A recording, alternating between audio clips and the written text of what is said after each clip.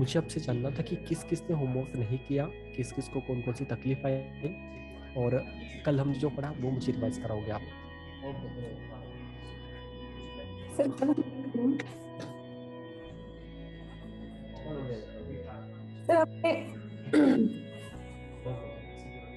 कल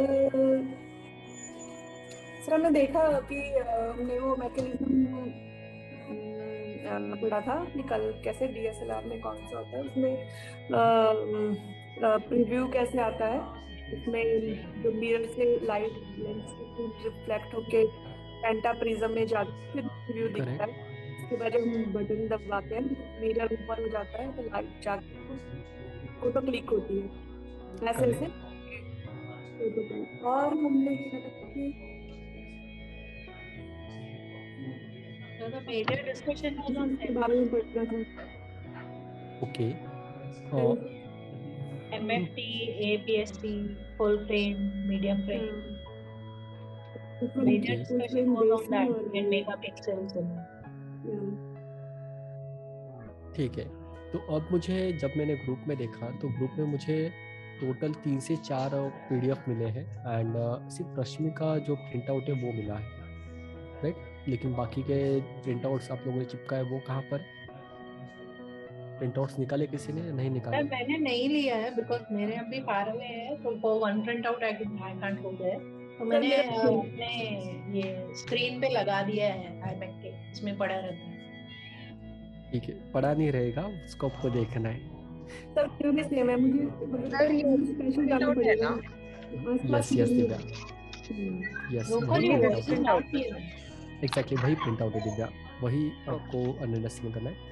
गाइस आज हमारे पास आज से हमारी क्लास में और एक हमारे पार्टिसिपेंट ज्वाइन होने वाले। Divya, can you please introduce yourself to everyone? Hi, I'm Divya. I'm a homemaker from Hyderabad. I'm interested in taking photography. Basically, I'm an artist. I like to explore different various fields of arts. So this time I'm introduced to photography through sir. सो अब आप लोगों को पता चल चुका है, वो भी आपके साथ में है, तो आपको भी होमवर्क मिलने वाला है, और आप भी अगर होमवर्क नहीं करोगे तो आपको डबल पनिशमेंट मिलेगी। ठीक है। सो आई थिंक लक्षिता, रश्मि, आपका वीडियो अभी इशू सॉल्व हुआ या अभी भी वही नहीं तकलीफ आ रही है? सर, मेरे ख्याल से कुछ टेक्निकल ही है, क्योंकि ये कह रहा है कि कोई और ऐप है जिसके पास प्रिविलेज है, उसने ओवरराइड किया हुआ, तो मेरे को कुछ देखना पड़ेगा कैमरे की सेटिंग्स में।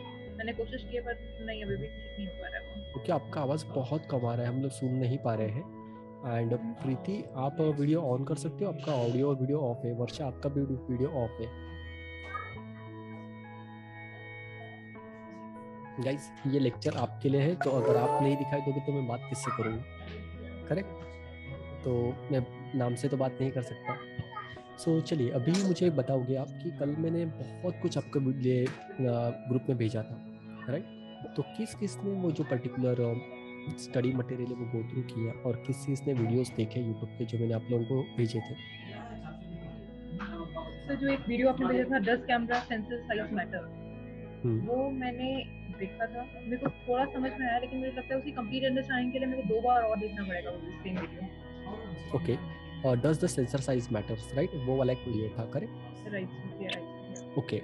इसके अलावा मैंने और एक वीडियो भेजा था रूपल, याद आ रहा है आपको?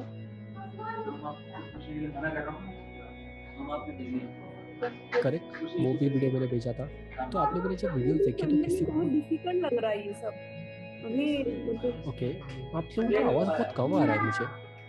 तो ऐसा है क्या, पता नहीं सर क्यों। अच्छा ठीक है, चलिए। जी क्या बोल रहे थे आप? मैं बोल रही थी कि रीडिंग करने में अभी वो मतलब डिफिकल्ट लग रहा है। अभी इतना समझ में नहीं आता है ये टेक्निक, मतलब उसमें से जो इतना वो है, तो धीरे धीरे शायद आएगा। डोंट वरी, आपको अगर नहीं समझ में आया तो मतलब जो आपने समझ आया वो आया है, ऐसे नहीं, लेकिन मटेरियल बहुत ज्यादा है। चलिए, मैंने समझा वो तो एटलीस्ट आपको याद आ रहा है। वो आ रहा है समझ। वही मन बात है, वही वही आपको याद रखना है। So don't worry. प्रीति, आपका वीडियो फिर से ऑफ है ना, तो प्लीज़ आप ट्राई कीजिए अगर पॉसिबल है तो। And please let me know what we have learn in the last lecture. आपने रिकॉर्डिंग्स अगर गो थ्रू की होंगी तो। हाय सर, एक्चुअली मैं 2 दिन अटेंड नहीं किया था मैंने। Okay. I'll go through the recordings today and the PDFs which you have shared. Exactly, क्योंकि अगर आप वो वीडियोस रिकॉर्डिंग नहीं देखोगे तो आपको आगे के जो लेक्चर्स हैं उनकी लिंक नहीं समझ में आएगी। I'll go through that. Sure, definitely. तो अब मुझे बताइए कि कल तक जो भी हमने अंडरस्टैंड किया है, किसी को उसमें कोई डाउट है, कोई ऐसा सवाल है या फिर ऐसा कोई दिक्कत आ रही है जो आपको अंडरस्टैंड करने के लिए तकलीफ हुई थी, तो मैं क्या करूँगा कि एटलीस्ट हम लोग अभी ना देखेंगे या फिर हम लोग आगे के जो टॉपिक्स हैं उनको कवर करेंगे। Yes, sir, go ahead. Okay, cool. So आप लोगों ने मैनुअल्स तो मुझे आप लोगों ने भेज दिए, लेकिन आप लोगों ने पढ़े क्या नहीं फिर मैनुअल्स? सर मेरा मैनुअल तो बहुत ही बड़ा है। बहुत बड़ा है। ओके, बहुत देखना पड़ेगा, मतलब मिला तो है, देखा मैंने, तो बहुत बड़ा है, बहुत लंबा मैनुअल है। मुझे लगा 3-4 पेजेस का होगा, 133 समथिंग ऐसे का। ओके, तो आपको वो मैनुअल पढ़ना है, एक दिन में तो नहीं पढ़ना है, मैंने कल ही बताया था, राइट? हाँ जी। तो आप क्या करोगे, उसको हर दिन एक एक पेज पढ़ने के लिए स्टार्ट करोगे, तो 130 दिन में 130 पेजेस हो जाएंगे, राइट? ओके, तो मतलब आपको वो कम से कम 4 महीने तक मैनुअल पढ़ना है। ऐसा नहीं चलेगा, आपको 1 महीने में पढ़ना पड़ेगा। ठीक है, चलिए।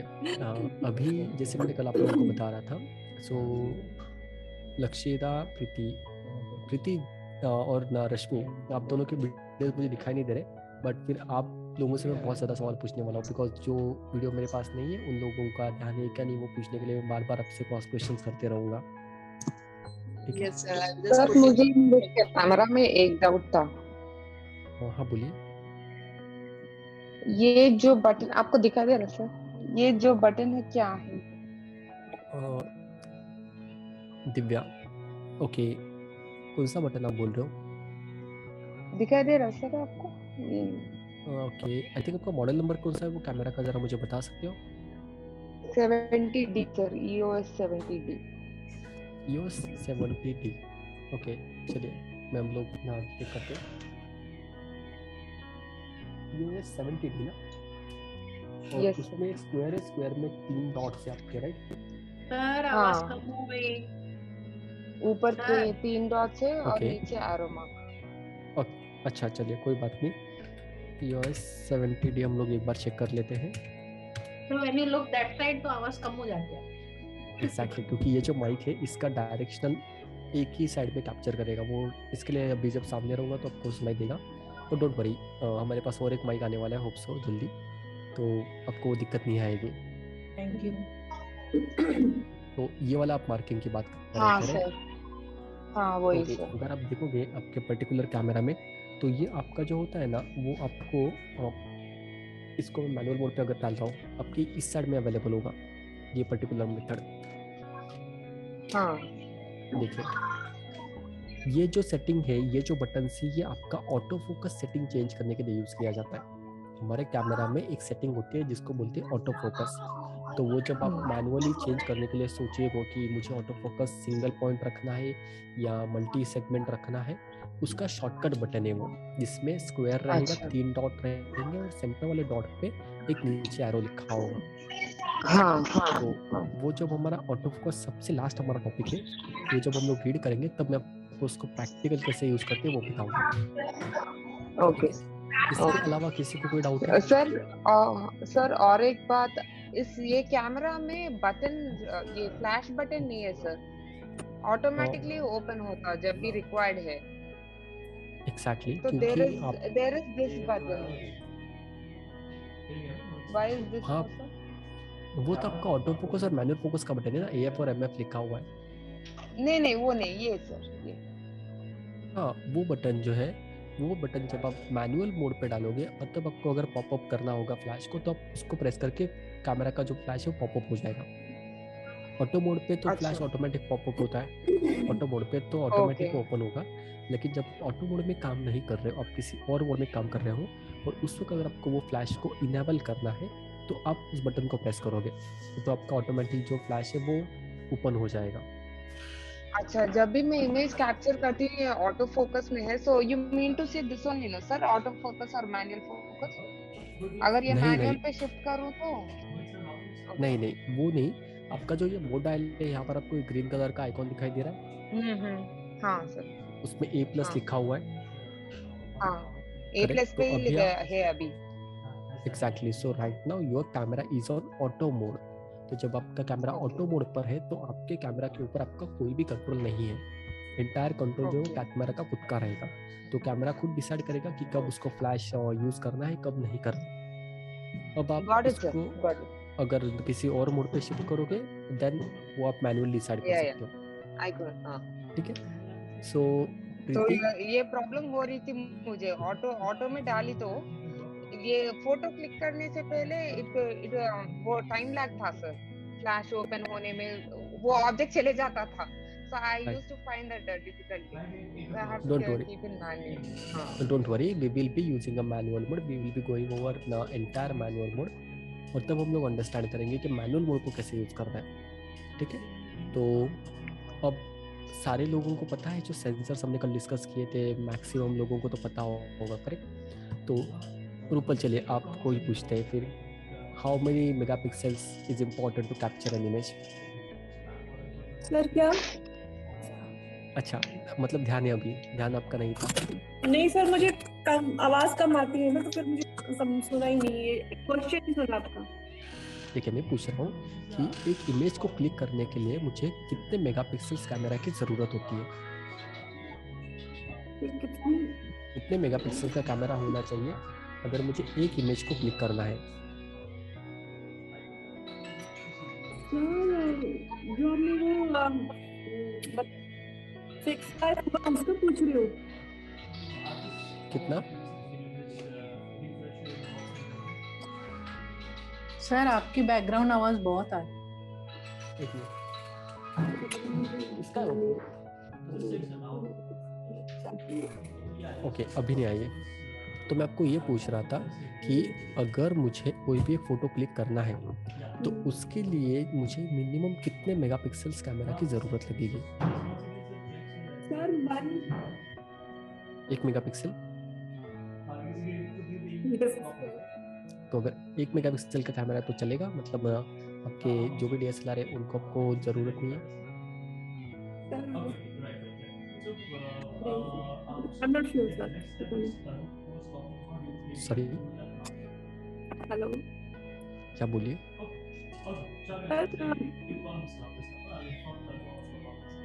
1 मेगापिक्सल का अगर कैमरा है तो मुझे 1 मेगापिक्सल का camera is enough to take all the images. वो कितना मेगापिक्सल की जरूरत पड़ेगी?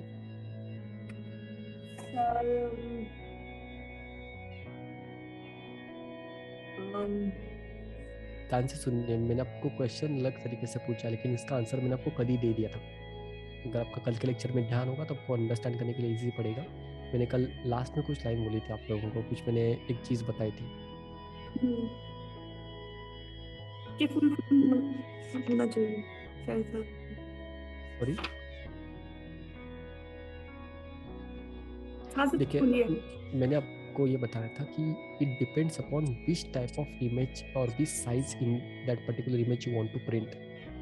अगर मुझे छोटे साइज का प्रिंट अगर लेना है तो उसके हिसाब से मेरा जो मेगापिक्सल है वो डिसाइड होता है। तो depending upon how large is my canvas where I am going to print that particular photo, उसके हिसाब से मुझे मेगापिक्सल जो है उतना मेगापिक्सल का जो इमेज है वो क्लिक करना पड़ता है, ठीक है? तो ये आपको ध्यान में रखना है।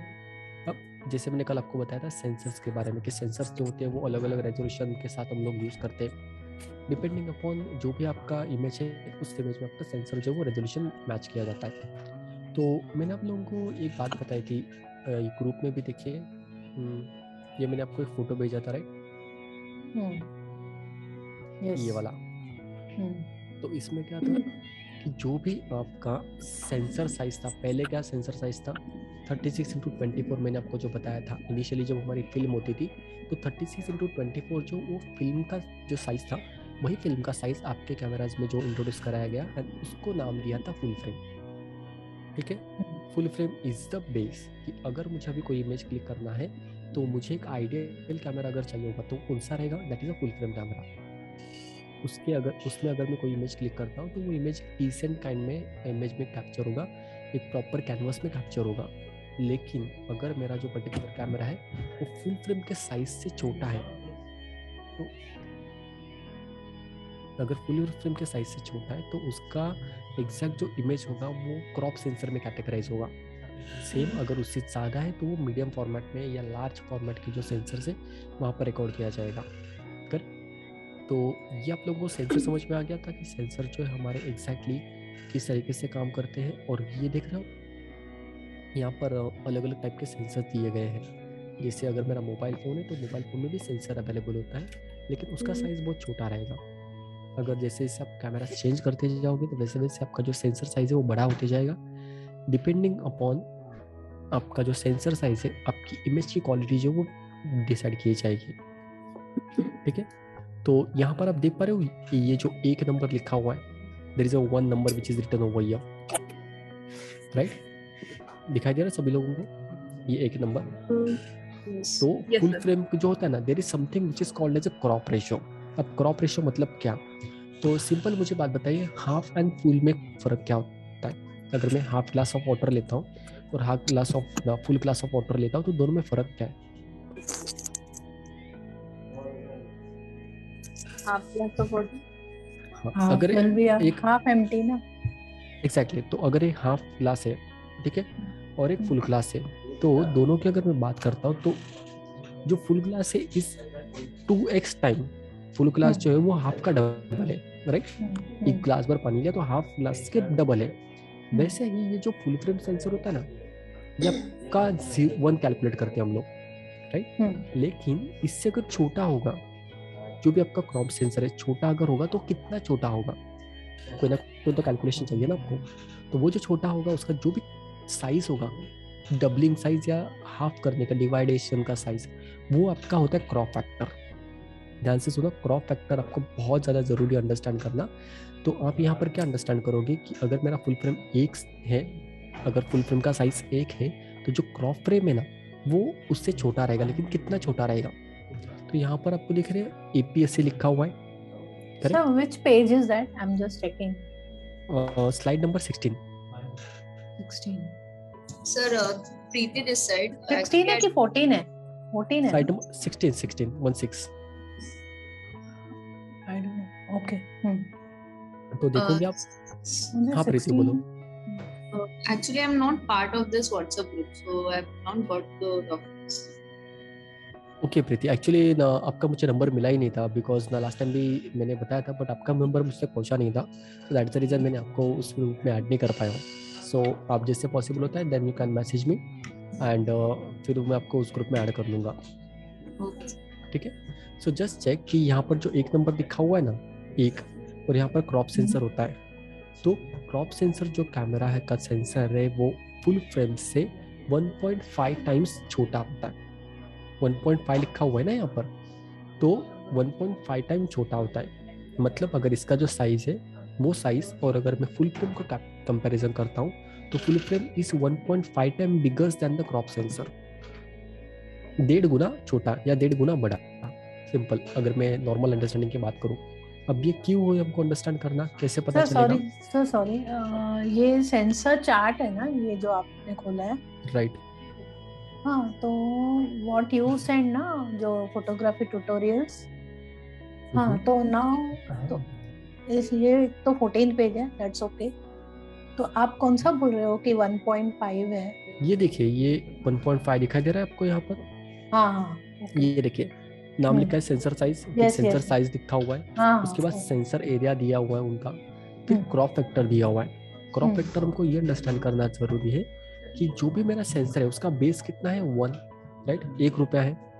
अब अगर मैं बात करता हूँ उसके हाफ की APS-C सेंसर जो आपके कैमराज में अवेलेबल है, तो आपका जो कैमरा है उसमें जो सेंसर अवेलेबल है वो फुल फ्रेम जो आइडियल सेंसर है उससे कितना छोटा है, कैसे अंदाजा लगाओगे? तो there is something which is called as a crop factor.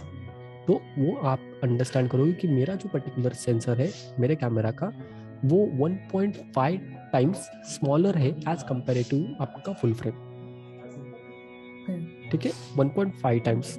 अब वो कैसे, उसका इफेक्ट क्या होता है वो मैं आपको भी बाद में बताऊंगा। वैसे अगर ना रूपल आपकी मैं बात करता हूँ तो आपके पास आई थिंक ओलंपस है, राइट? तो वो माइक्रो फोर थर्ड कैमरा है, करेक्ट? तो यहाँ पर आप देख पा रहे हो माइक्रो फोर थर्ड मतलब 4/3 आ गया, राइट। ये आपका कैमरा का कैटेगरी है, जहाँ पर अगर आप देखोगे तो आपका जो कैमरा है उसका क्रॉप रेशियो कितना है 2, मतलब वो फुल फ्रेम से एक्सैक्ट 2 गुना छोटा है, 2 टाइम्स स्मॉलर है, करेक्ट। अब ये APS-C 1.5 स्मॉलर है और ये 2 स्मॉलर। हाँ, तो जो ये अभी अलग अलग टाइप के सेंसर्स हैं, जैसे अलग अलग कैमरास में यूज़ किए जाते थे, अभी तो बहुत सारे बंद हो चुके हैं, सिर्फ हमको 3 जो यूज़ करने, माइक्रो फोर थर्ड जो आप लोगों को बहुत सारे कैमरास में दिखाई देगा, जैसे रूपल के पास अवेलेबल है। उसके बाद APS-C जो आप मैक्सिमम जो कैनन निकॉन यूजर से उनको यूज़ करने के लिए मिलेगा, उससे आता है फुल फ्रेम, उससे आता है फुल फ्रेम। फुल फ्रेम जो है वो आपका आइडियल है, ठीक है। तो तीनों हो गए। अब आप APS-C और फुल फ्रेम को जब कंपैरिजन करोगे तो क्या होगा, सिंपल, मैंने जैसे आपको बताया था कि 16 GB का पेन ड्राइव और 32 GB का पेन ड्राइव, राइट। तो 16 GB के पेन ड्राइव में कम डेटा बैठने वाला है, 32 GB के पेन ड्राइव में ज़्यादा डेटा ऑक्यूपाइड होगा, करेक्ट। तो वैसे ही आपका जितना बड़ा सेंसर साइज होगा उतना ज़्यादा डेटा आपके इमेज में रिकॉर्ड होगा। अगर छोटा सेंसर साइज है तो वहाँ पर छोटा डेटा, मतलब small amount of data record होगा, और इमेज क्रॉप हो जाता है, इमेज क्रॉप हो जाता है। वो कैसे क्रॉप होता है वो मैं अभी आपको बाद में बताऊंगा। ये आपको पता चला full frame, APS-C and micro four third, correct. It gets cropped in a smaller one, ना, जैसे 1.5 हाँ, में smaller। सर यस सर मुझे ये चीज नहीं पता चली, आप मतलब 2 टाइम्स कम हो जाता है, टाइम्स कर रहे हैं हम, मतलब कुछ उसका साइज के सबसे बात कर रहा हूँ मैं। देखिए सिंपल, 1.5 गुना कम हो गया, सिंपल एग्जैक्टली 1.5 टाइम्स आपका सेलर साइज छोटा है। सिंपल, आप लोगों को मैंने एक इमेज दिखाया था, राइट, कल, आई थिंक आपको याद आ रहा होगा, तो मैं आपको एक इमेज दिखाता हूँ शायद।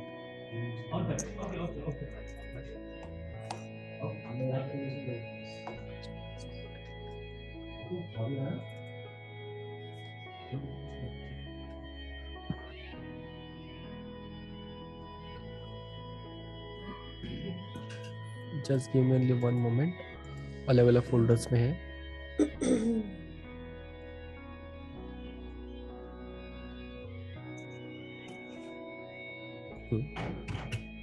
ये इमेज आप देख रहे हो। अब आपका ये हो गया फुल फ्रेम, करेक्ट। तो फुल फ्रेम जो है वो आइडियल साइज है, राइट। अब ये सेंसर साइज है, तो आप देख पा रहे हो APS-C जो फुल फ्रेम से छोटा है, करेक्ट। हाँ प्रीति, अभी दिखाई दे रहा है? हेलो, अभी दिखाई दे रहा है प्रीति? करेक्ट। तो अभी ध्यान से देखना आप लोग, ये जो फुल फ्रेम है ये मेरा आइडियल है, जिसका साइज कितना होता है 36x24, राइट। उसके बाद में जो सेकंड आपका होता है दैट इज APS-C, जो मैंने आपको बताया। APS-C में आपका जो साइज रहेगा वो फुल फ्रेम से 1.5 टाइम छोटा रहेगा, ओके। तो आप देख पा रहे हो इसका साइज और इसका साइज छोटा दिखाई दे रहा है आपको। वही अगर मैं माइक्रो फोर थर्ड सेंसर की बात करता हूँ तो वो फुल फ्रेम से कम 2 बार छोटा रहेगा। तो इसका अगर मैं इसको 2 बार छोटा मतलब हाफ ही हुआ ना, एग्जैक्टली हाफ हो गया, तो वो 2 टाइम्स स्मॉलर है। उससे अगर कोई मैं दूसरा सेंसर लेता हूँ, जैसे मोबाइल फोन के सेंसर से 1/32 वगैरह, वो अलग है, हमको उसके डीप में नहीं जाना है। हमको सिर्फ फिलहाल अभी ध्यान में रखना है कि फुल फ्रेम, APS-C जो आपके कैमराज में अवेलेबल है, और माइक्रो फोर थर्ड रूप आपके जो कैमरा में अवेलेबल है, इन तीनों का फर्क क्या होता है आपके इमेज के ऊपर बाद में सीखेंगे। अभी फिलहाल इतना भी पता चल गया 3 कैटेगरीज होती है अलग अलग साइज के। सिंपल, जैसे मैंने आपको पेन ड्राइव का एग्जांपल दिया ना। हाँ बोलिए। नहीं बोलिए सर। जैसे आपको पेन ड्राइव का एग्जांपल दिया था, रूपल आपके पास 8 GB का पेन ड्राइव है, बाकी लोगों के पास अभी 12 GB का 12 GB का पेन ड्राइव है, और मेरे पास जो है वो 16 GB का, फॉर एग्जांपल, क्योंकि फुल फ्रेम है तो ज़्यादा डेटा उसमें कैप्चर होगा, राइट। तो अब ये जो है कहीं पे अगर लिखना पॉसिबल होगा तो प्लीज़ लिख लीजिए।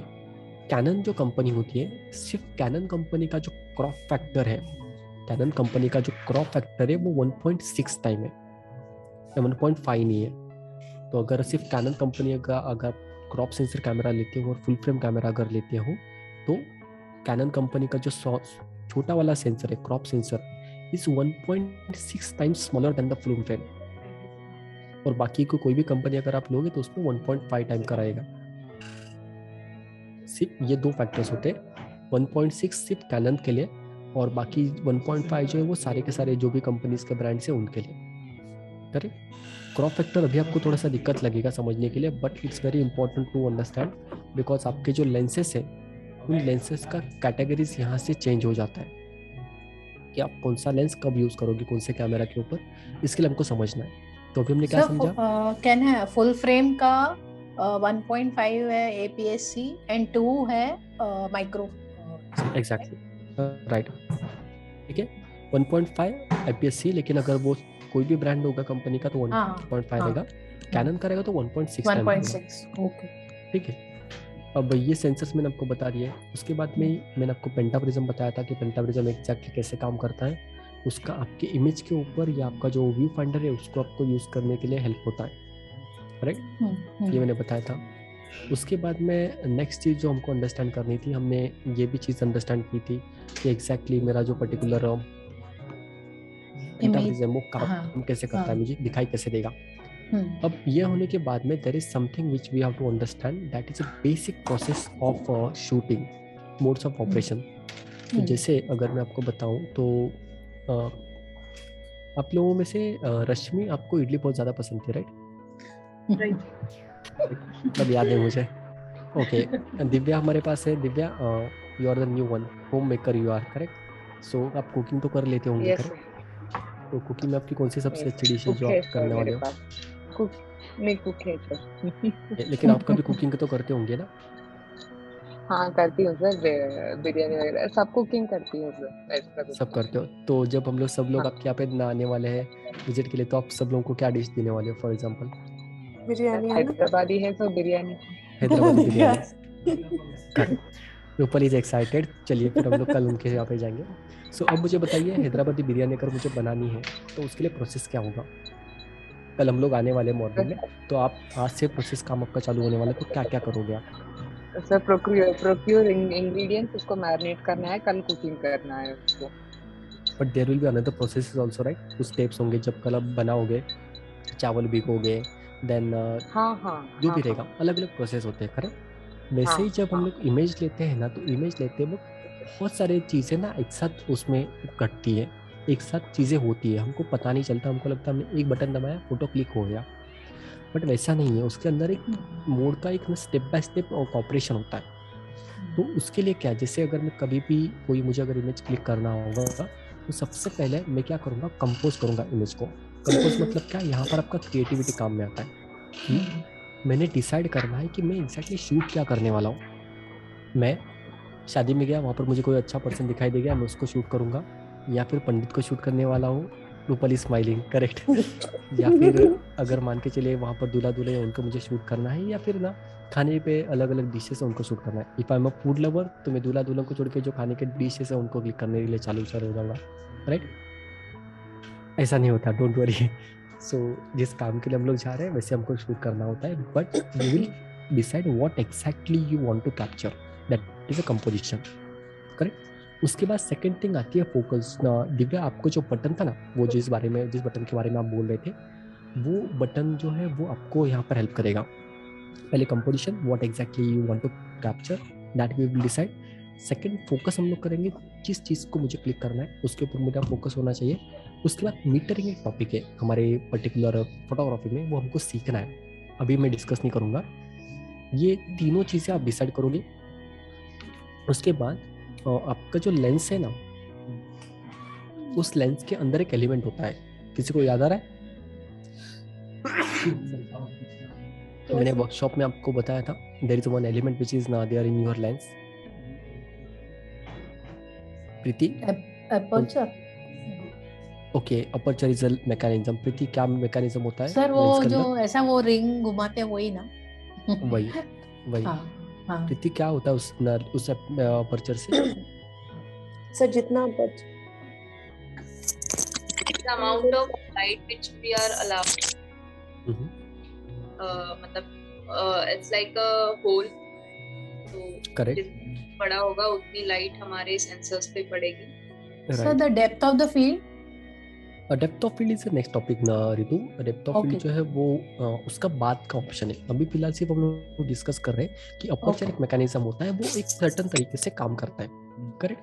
सर वैसे अपर्चर ही जितना ज्यादा रहेगा, मतलब जितना ज्यादा खुलेगा उतना ज्यादा जो जिस पे फोकस है वो शार्प रहेगा, पीछे बैकग्राउंड ब्लर रहेगा, ऐसा ना? एग्जैक्टली। तो मतलब कुछ ना कुछ आपको ध्यान में है। Yes sir.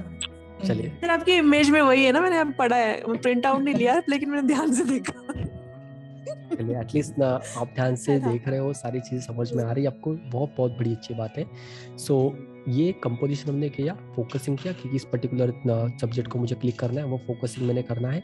उसके बाद मीटरिंग मुझे देखना है कि मीटरिंग मेरा कैमरा का क्या होगा। मीटरिंग अभी हम लोग डिस्कस नहीं करेंगे। उसके बाद अपर्चर मैकेनिज्म जो मैंने बताया था ना, वो अपर्चर मैकेनिज्म पिक्चर में आता है, वो अपना काम करता है। उसके बाद हमने कैमरा में मिरर भी देखा था, राइट? 45 डिग्री में Yeah. ऐसा एक मिरर होता है, तो वो मिरर ऊपर चला जाता है।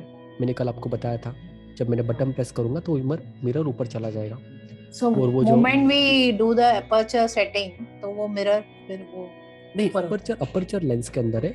अपर्चर का सेटिंग आप बटन से कर देते हो। उसके बाद जब हम लोग वो शटर रिलीज वाला बटन प्रेस करते हैं ना, फोटो क्लिक करने के लिए जो बटन होता है उसको क्लिक करते हैं, तो आपका जो मिरर है ऐसा वाला, वो मिरर ऐसे हो जाता है। So that is half push ना, वो बटन को half push करना पड़ता है ना? बटन को हाफ पुश करोगे तो आपका फोकस लॉक होगा, और फोकस लॉक होने के बाद जब फुल प्रेस करोगे तो वो जो मिरर है वो ऊपर चला जाएगा। अच्छा, मिरर okay. जब ऊपर चला जाएगा तब एग्जैक्टली वहां पर जो लाइट है वो आपके कैमरा के अंदर भी आ रहा है। अब वो जो अंदर आएगा, यहाँ पर देख रहे हो ये मिरर ऊपर चला गया, तो ये जो लाइट है ये आपका यहाँ पर सेंसर है। सेंसर। अब सेंसर के पहले एक दरवाजा होता है जिसको हम लोग बोलते हैं शटर। सेंसर के पहले एक दरवाजा होता है, उसको बोलते हैं शटर। तो वो शटर अपना काम करता है। उसके बाद में जो लाइट है वो सेंसर पे आपका आके हिट हो जाएगा, मतलब लाइट सेंसर तक पहुंच चुका है। तो ये सीक्वेंस ऑफ ऑपरेशन होता है कि आप अगर ना कोई इमेज क्लिक करते हो तो इसके इतने स्टेप्स हैं। तो जैसे अपने इमेज सेंसर तक लाइट आपकी चलेगी, लाइट रिकॉर्ड हो गया, back to normal, back to square one, तो सारी चीजें रिवर्स हो जाएंगी। सर एक्सपोजर मतलब शटर ओपन्स देन एक्सपोजर मतलब जो हमें दिखता है उसमें ऐसे नहीं, जो हम एक्सपोजर सेंस मतलब करते हैं उसमें नहीं, यहाँ पर एक्सपोजर मतलब रिकॉर्डिंग ऑफ लाइट। आपका कैमरा जो है उसके सेंसर के ऊपर आपका जो लाइट है वो रिकॉर्ड हो गया।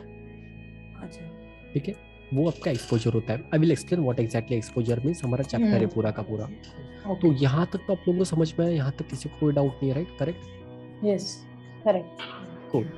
तो सर मीटरिंग बिल्कुल नहीं पता कि मीटरिंग क्या होता है। रश्मि आपने पूछा है सवाल, राइट? हाँ जी, हाँ। ओके, क्या आपको जानना है? जस्ट छोटा सा इंट्रोडक्शन दे दीजिए वन लाइन में कि मीटरिंग, हाँ, so that we can थोड़ा सा पता चले कि एग्जैक्टली। ओके, तो मैंने इंट्रोडक्शन दे दिया तो सस्पेंस निकल जाएगा ना। अच्छा ठीक है, ओके, योर विश, ठीक है सर, बाद में देखते हैं। देखिए ध्यान से सुनिए। सबसे पहले आपने अब आपने ये क्लास में एडमिशन लिया था, करेक्ट? तो इस क्लास में एडमिशन लेने से पहले आपने डिसाइड क्या किया होगा डिसाइड? आपके पास तो बहुत सारे, जैसे क्लास की वेबसाइट पे आप गए तो वहाँ पर आपके पास बहुत सारे अलग अलग ऑप्शंस थे क्लासेस लेने के लिए। फोटोग्राफी होगा, कैलिब्री होगा, पेंटिंग होगा, कुकिंग होगा, योगा होगा, इवेंट्स होगा, जो भी होंगे, करेक्ट? लेकिन आपने कुछ ना कुछ तो डिसीजन होगा, राइट? वो decision at the end of the day, for example आपको क्लास लेना ही था कोई ना कोई, करेक्ट? तो आपने क्लास लेना, that is your main goal. लेकिन आपके दिमाग में आपने पहले ये डिसाइड किया कि नहीं, मुझे इतने सारे वैरायटीज में से सिर्फ फोटोग्राफी को ही टच करना है। That was a specific decision, right? उसके बाद में आपको ऑप्शंस दिखाई दे। तो सिंपल होता है कि जैसे मुझे अगर किसी भी पर्टिकुलर ना इमेज को अगर क्लिक करना होगा, तो इमेज को क्लिक करने के लिए मुझे सारी चीज़ें पता है कि मुझे कैसे क्लिक करना है। लेकिन इमेज का जो बेस है ना, वो बेस मतलब आपका पूरा का पूरा जो कैमरा है वो अब किस सेगमेंट में काम करने वाला है, उस सब का एसेंस जो है ना वो मीटरिंग होता है। तो अगर मैं बात करूँ तो एसेंस ऑफ लाइफ क्या है? एसेंस ऑफ लाइफ अगर आपको अंडरस्टैंड करना है तो हमारा सबसे पहले एसेंस ऑफ लाइफ क्या है रश्मि? स्पिरिचुअल लेक्चर है ये। बाय द वे फोटोग्राफी अभी शिफ्ट हो गया, अभी स्पिरिचुअल हम लोग क्लासेस लेंगे। Living, exactly, to be healthy with your mental and physical, correct? ये हमारा लाइफ का सबसे बड़ा एसेंस है। तो वैसे ही फोटोग्राफी में क्या होता है कि आपके पास कैमरा वगैरह अवेलेबल है, फॉर एग्जांपल कैमरा बहुत अच्छा अवेलेबल है, आपको सारी टेक्निकल चीज़ों की जानकारी है, आपको यह भी पता है कि आपको ये फोटो क्लिक करना है या वो फोटो क्लिक करना है, लेकिन आप जिस बेस को लेकर ये सारी सेटिंग्स करते हो ना, जो भी अपर्चर, शटर, आईएसओ, वो सारी हम लोग जो सेटिंग्स करते हैं, वो जो बेस है उसका, वो बेस को बोलते हैं मीटरिंग। तो अगर मैंने बेस आपका हिला दिया तो मीटरिंग अगर मैंने हिला दी तो जितने भी आगे के सेटिंग्स है वो सारे रॉन्ग हो जाएंगे। सर सेटअप बोल सकते हैं क्या? सेटअप बोल नहीं सकते उसको, अच्छा। This is the setting which we have to think. जैसे अगर मुझे फॉर एग्जांपल गांव जाना है, ठीक है, या फिर मुझे अगर हॉलीडे पे जाना है, तो हॉलीडे पे जाना है, that is my main first step, right. उसके बाद में मेरे पास ऑप्शन है कि मैं गाड़ी से जाऊँ, मैं ट्रेन से जाऊँ, या बस से जाऊँ, या पर्सनल बाइक से जाऊँ, लेकिन तो मतलब प्लानिंग। एग्जैक्टली।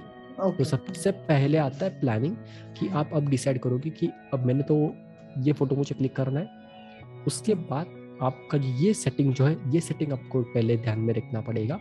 उसके बाद आपके जो सारे पैरामीटर्स है, आपके लेंस के जो भी टेक्निकल या कैमरा के जो भी टेक्निकल पैरामीटर्स है, वो आप सेट करोगे। तो this is the base for every particular technical setting. तो फिर जैसे हमने अपर्चर, शटर स्पीड, आईएसओ अगर ये डिसाइड कर लिया तो इट मींस वो मीटरिंग का पार्ट हो गया। दैट इज नहीं नहीं नहीं नहीं, मीटरिंग आप पहले डिसाइड करोगे कि what metering I will be using to click certain image. ये जो इमेज मुझे जो भी इमेज के लिए क्लिक करनी है, और मीटरिंग आपने एक बार डिसाइड करने के बाद में आपके सारे सेटिंग जो वो आप चेंज करोगे। तो सबसे पहले आप मीटरिंग ये डिसाइड करोगे कि मुझे किस मीटर, क्योंकि मीटरिंग के भी अलग अलग टाइप्स हैं। जैसे ना फॉर एग्जांपल मुझे नॉर्मल मुझे साउथ इंडियन खाना खाना है, that is my main metering. अब साउथ इंडियन में मेरे पास मुझे इडली खानी है, फ्राइड इडली खानी है, मुझे तवा इडली खानी है, मुझे जिंजर इडली खानी है, वो दैट इज़ अलग अलग वेराइटीज़।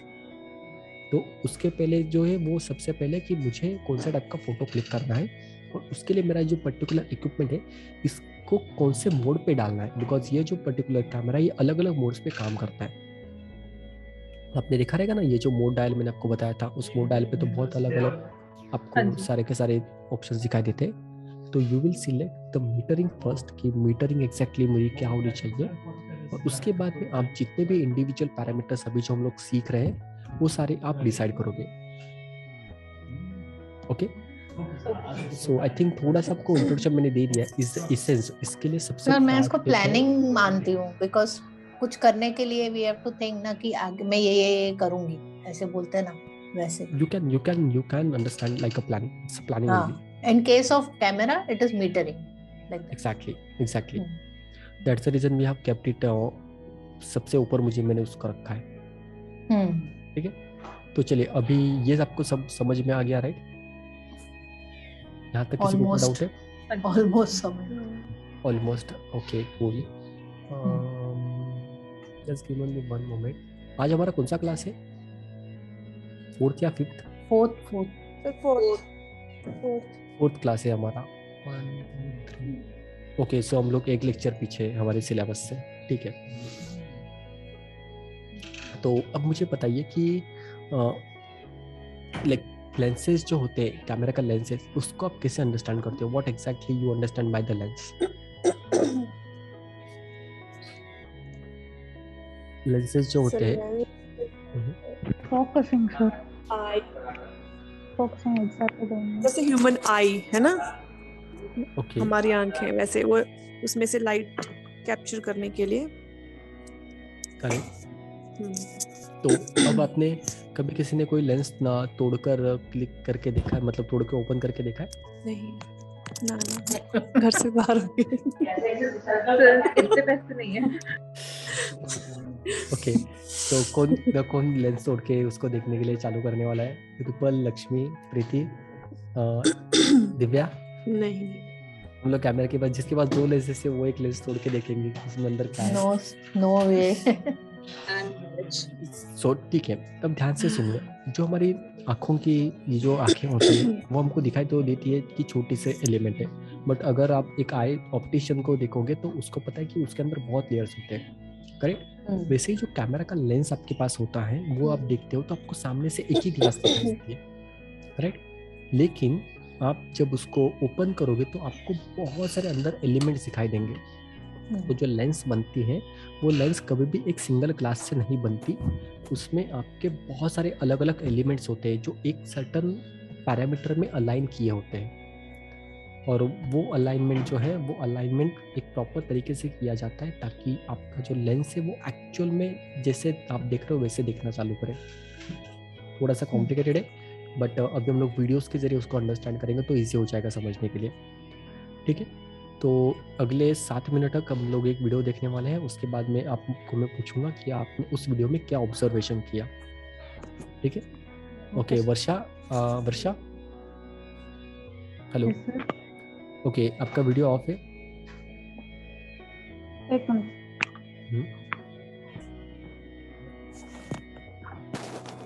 ओके, तो वर्षा मुझे बताइए कि अभी हमने लास्ट क्या डिस्कशन किया। Sir, I haven't attended the last class, sir. नहीं, अभी लास्ट हमने ये लास्ट सेंटेंसेस क्या डिस्कस की। Now, are you asking now, sir? Yes, I'm asking right now what you have discussed in last few seconds.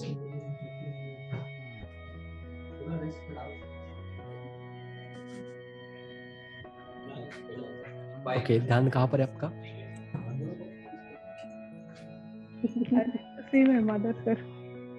She's calling me right now. Okay, but you have to be attentive, right? Because Yes, this sir. is a very important lecture for you, correct? Yes, sir. So you'll be getting 2 times punishment today, okay? At 9 o'clock.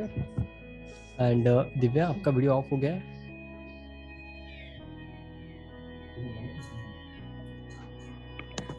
Okay, so Divya, आपके पास sir मुझे आपका video stuck है, so I thought there is some network issue, so I have turned off my videos. अभी भी आपका video stuck है। I could hear the audio but the video is stuck. Okay, और कोई बात नहीं, अब मैं आपको बता रहा हूँ कि अभी आपको मैं स्क्रीन शेयर कर रहा हूँ मेरा, देन हम लोग वीडियो जो वो देखेंगे। सो अभी आपको दिखाई दे रहा है, ये मेरा स्क्रीन शेयर दिखाई दे रहा है proper?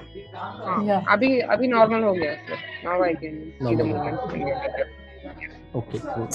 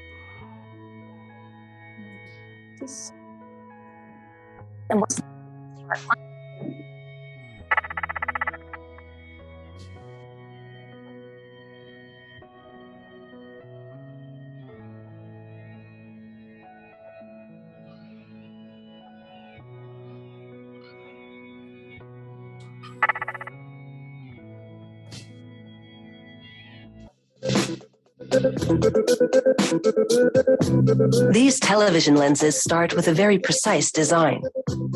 A diamond blade slices up a block of specially selected optical glass, while coolant prevents the blade from burning it. The slices then go under a diamond drill, which cuts several puck-sized discs from one glass slice. The operator is careful to keep waste to a minimum. Optical glass costs up to $1,000 per kilogram.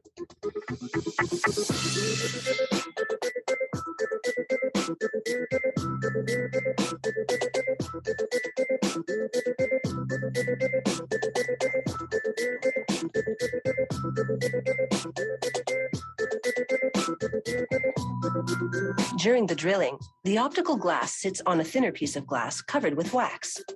As the wax is melted, the discs are easily pulled away.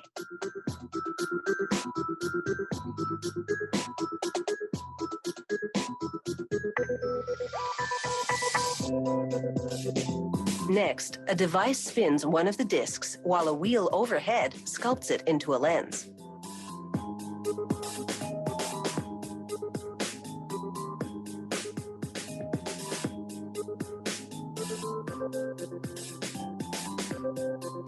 The operator checks each lens for chips, and this one looks smooth. This tar-like substance is called pitch. The edges of the lenses have been built up with tape to contain the pitch. They completely coat the underside of the lens with it.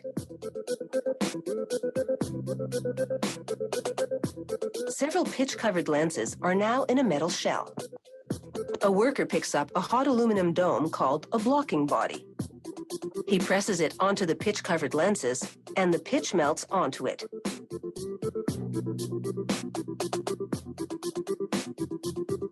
Dousing it with water causes the pitch to harden, sealing the lenses to the blocking body.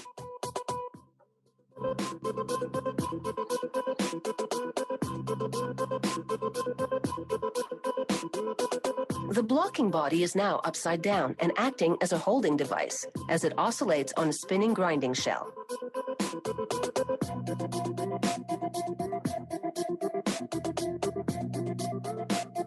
The grinding makes the surface of the lenses uniform and smooth.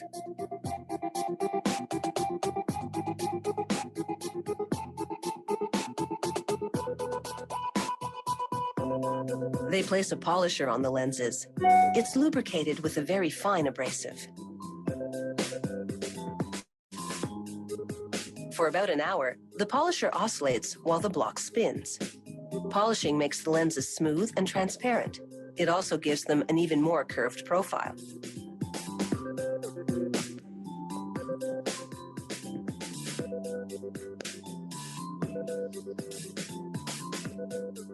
The lenses have been removed from the block, and it's time to cut the diameter down to size.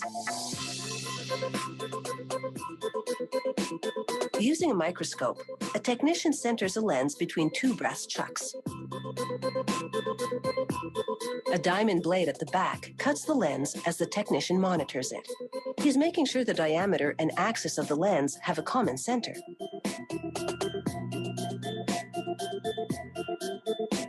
Next, they group some lenses on round racks called planets. Their universe is a vacuum chamber.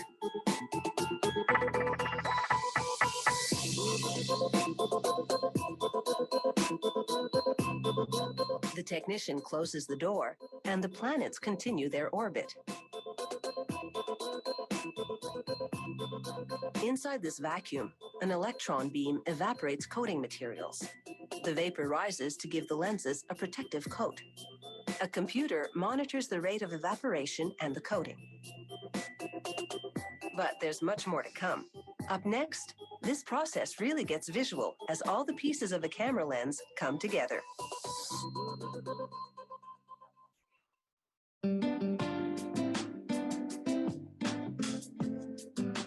The lenses have just spent 3 hours getting a protective finish. It's time to wipe away any residue and make sure they're perfect.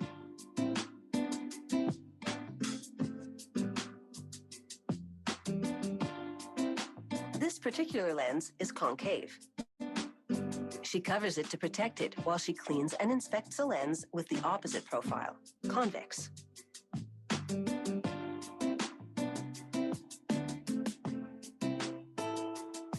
Then the convex lens goes to another technician who places it in a holding device.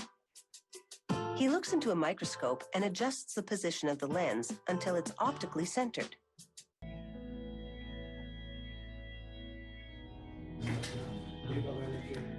Guys अभी आप लोगों ने एक word सुना that is called as optical center या correct उसको कहीं ना कहीं लिख के रखिए आप लोग अगर पॉसिबल है तो ऑप्टिकल सेंटर ठीक है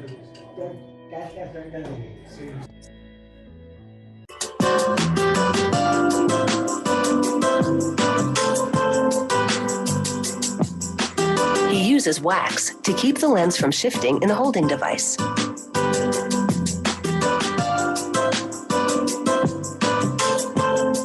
They give the lens another cleaning. Each one must be absolutely spotless before they proceed to the next step.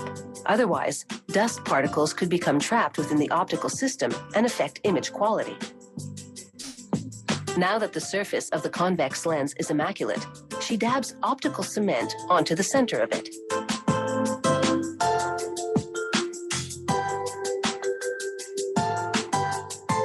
She gives the other concave lens a little more scrutiny before she cements it onto the convex lens. She applies pressure to spread the cement between the two lenses. Cementing them together means they'll be less likely to shift around in the lens barrel. She checks for dust one more time. Then it's under the microscope for an optical alignment of this double lens. Because the cement isn't yet dry, he can push the top lens around and adjust its position. Next, they prep the barrel that will hold the lenses. The technician traces out lettering using a stylus, attached to a sharp tool that engraves information onto the lens barrel.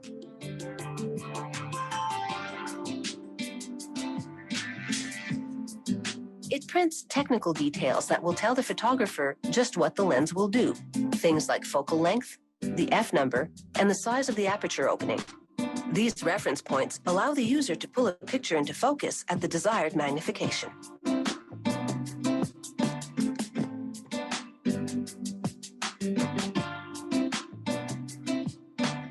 Now they double-check the design for this complex optical system and begin to pull all the pieces together.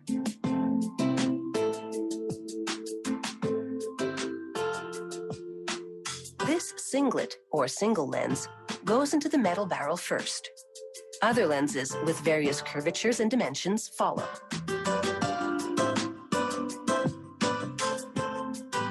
She places metal spacers between the lenses to separate them. Proper spacing will prevent aberrations in the image, such as blurring.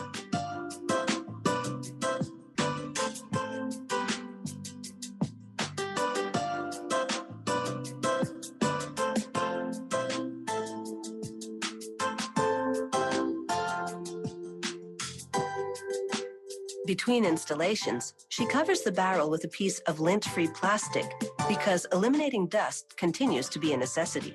One fleck could ruin this entire assembly.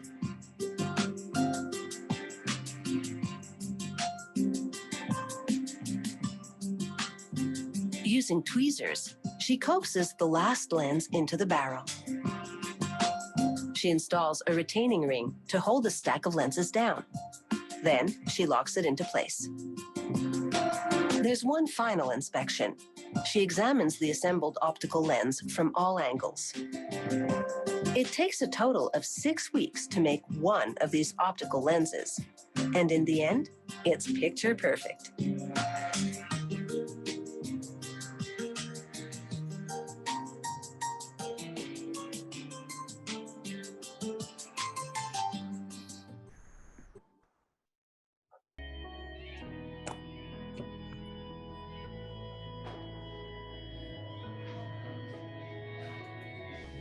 Okay so अभी आवाज़ आ रहा है आपको मेरा, right? Yes sir. Okay so अभी कोई कुछ नहीं बोलेगा, okay? Only Preeti will speak. Preeti, आपने अब ये जो पर्टिकुलर वीडियो था, इससे क्या लर्न किया? It included the exact process of formation of lens, like raw material से लेके finished product तक कौन सी प्रोसेस से एक लेंस गुजरता है, that the whole process was depicted in the video. Other than ये समझ that, में आपको उसमें आपको ये बात पता चली कि जो लेंसेज होते हैं उसमें मल्टीपल लेयर्स होते हैं, कॉनकेव एंड कॉन्वर्स ग्लासेस होते हैं जो आने वाले लाइट को एक पर्टिकुलर पाथ में डायरेक्शन देते हैं लेंस के अंदर आने के लिए, करेक्ट? रश्मि, आपको? Yes sir. ओके, तो मैंने बीच में वर्ड बोला था लिखने के लिए, कौन सा वर्ड था वो? Focal length. Focal length, correct? No, चलिए आपका भी होमवर्क तीन टाइम चेंज हो जाएगा। ऐसा वर्ड था? ऑप्टिकल सेंटर से।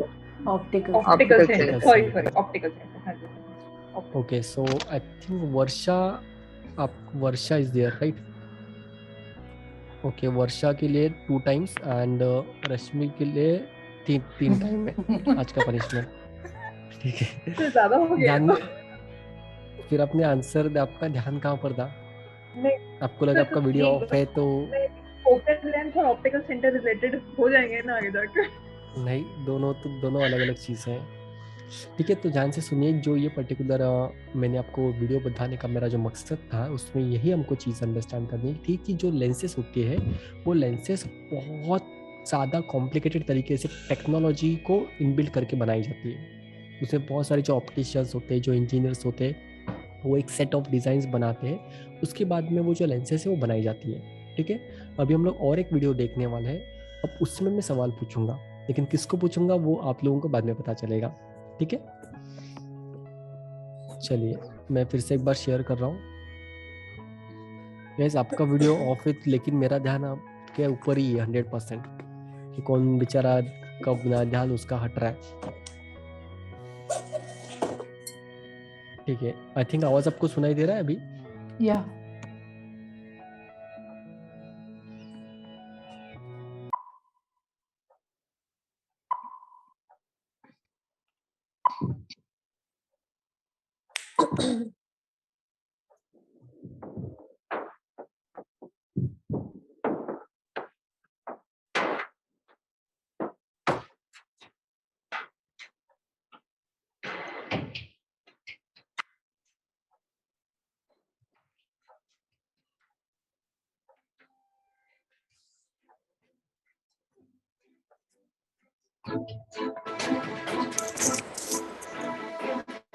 EF lenses were born in 1987. From the start, they were innovative, cutting-edge lenses for 35mm SLR, incorporating breakthrough technologies like a fully electronic mount system, built-in micromotor, and electromagnetic diaphragm.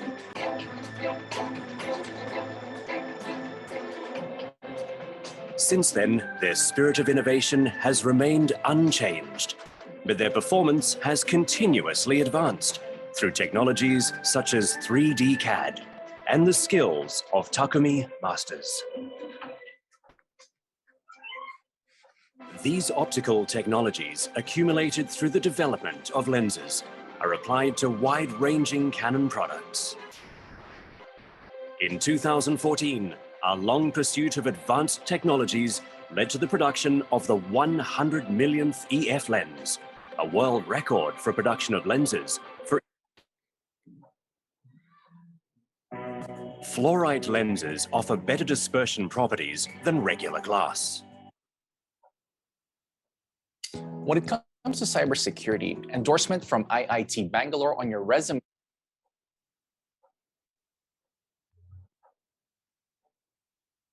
You're not audible.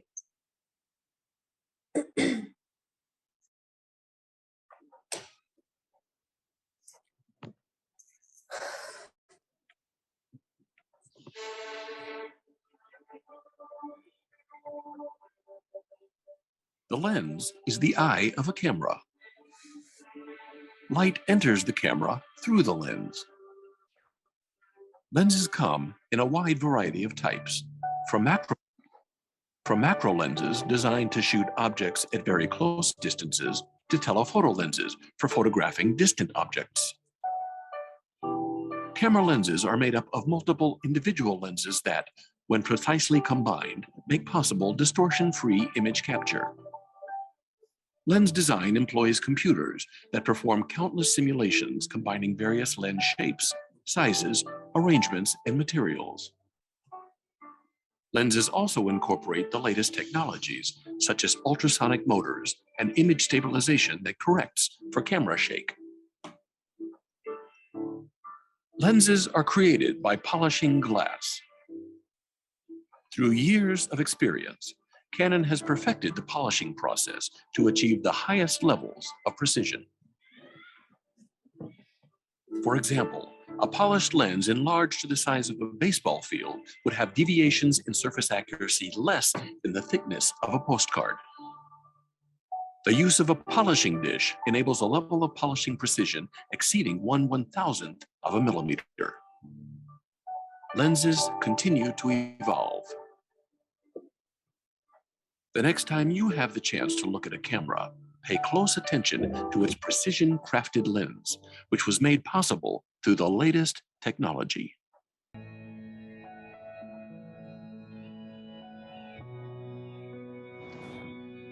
Okay, so अभी आपको आवाज आ रहा है मेरा? या ठीक है। सो रूपल, अभी जो सेकंड वाला वीडियो देखा था, ये कौन से टाइप के लेंसेज की बात कर रहे थे? किस कंपनी का लेंसेज का वो वीडियो था? Sir Canon. Canon, okay. और उसमें टोटल कितने प्रोसेसेस थे? ये प्रोसेस थे। क्या क्या नाम होंगे शायद प्रोसेस के, राइट? उन्होंने बताया ना सर पॉलिशिंग का बता रहे थे, कितने प्रोसेस ये नहीं सुना मुझे। Polishing, Correct. ग्लास की पॉलिशिंग करके। पॉलिशिंग अपने अंडरस्टैंड किया। तो आप लोगों को पता चला कि अभी ये दोनों वीडियो में हमने क्या सीखा कि जो लेंसेस होते हैं वो एक्चुअल में बहुत ज़्यादा कॉस्टली मटेरियल से बनते हैं, ठीक है? तो गलती से भी लेंस को निकाल के तोड़ना नहीं है, नहीं तो घर के बाहर निकाल देंगे सारे लोगों को। और सेकंड चीज़, जो लेंसेस होते हैं वो आपके मल्टीपल लेयर्स के साथ में बनते हैं, ठीक है? तो ये जो लेयर्स वाला जो लेंस है, ये हमारे इतना इम्पोर्टेंट क्यों है अंडरस्टैंड करना, तो उसको अभी हम लोग अंडरस्टैंड करेंगे। मैं फिर से स्क्रीन शेयर कर रहा हूँ। ओके, तो अब सबसे ज़्यादा अटेंटिव कौन है हमारे क्लास में? हाथ ऊपर कीजिए। ओके, दिव्या, ठीक है। चलो, आप फर्स्ट टाइम आए हो ना, अभी आप रीड करोगे, ये मेरे लिए रीड करोगे आप? सर बैकग्राउंड में पूरा नॉइस आएगा, बच्चे सर। चलेगा चलेगा, कोई बात नहीं। हमारे सारे पार्टिसिपेंट्स, ये सारे पार्टिसिपेंट बेचारे आपके लिए वेट कर रहे हैं, तो मुझे भी आपसे जानना ही क्या है। Focal length of the lens. The focal length of a lens is an optical property of the lens. It measures the distance in millimeters between the optical center of the lens and the camera sensor. It is determined with the camera focused to infinity. Lenses are named by their focal length, and you can find this information on the barrel of the lens. Okay. For example, a 50 mm lens has a focal length of 50 mm. Optical center. Optical center of a lens. The camera's lens is not made from a single piece of glass. Instead, it is a combination of lens elements and groups of elements. These combinations helps to focus the light and cut down on distortions. The location where all the light rays converge to form a sharp image is known as the optical center of the lens. अब थोड़ी देर पहले मैंने आप लोगों को एक word लिखने के लिए बोला था, that is optical centre of the lens, correct? तो सबसे पहले जो आपको ये अंडरस्टैंड करना है कि लेंस जो है वो अलग अलग एलिमेंट्स के साथ में बनती है, मतलब एक लेंस में मल्टीपल एलिमेंट्स होते हैं। ये तो हम लोगों ने अभी देख लिया, समझ लिया। किसी को उसमें कोई डाउट है? किसी को कोई डाउट नहीं तो बहुत सारे सवाल में पूछ सकता हूँ अब तक आप सारे लोगों को, करेक्ट? राइट। तो चलिए, अभी ये हम लोग देखते हैं कि हमने ये तो देखा कि मल्टीपल एलिमेंट्स होते हैं, लेकिन वो मल्टीपल एलिमेंट्स काम कैसे करते हैं वो हमको अंडरस्टैंड करना है। तो आई थिंक कल जब हमने अंडरस्टैंड किया था तो आपको एक पेड़ वाला मैंने ये बताया था। यस।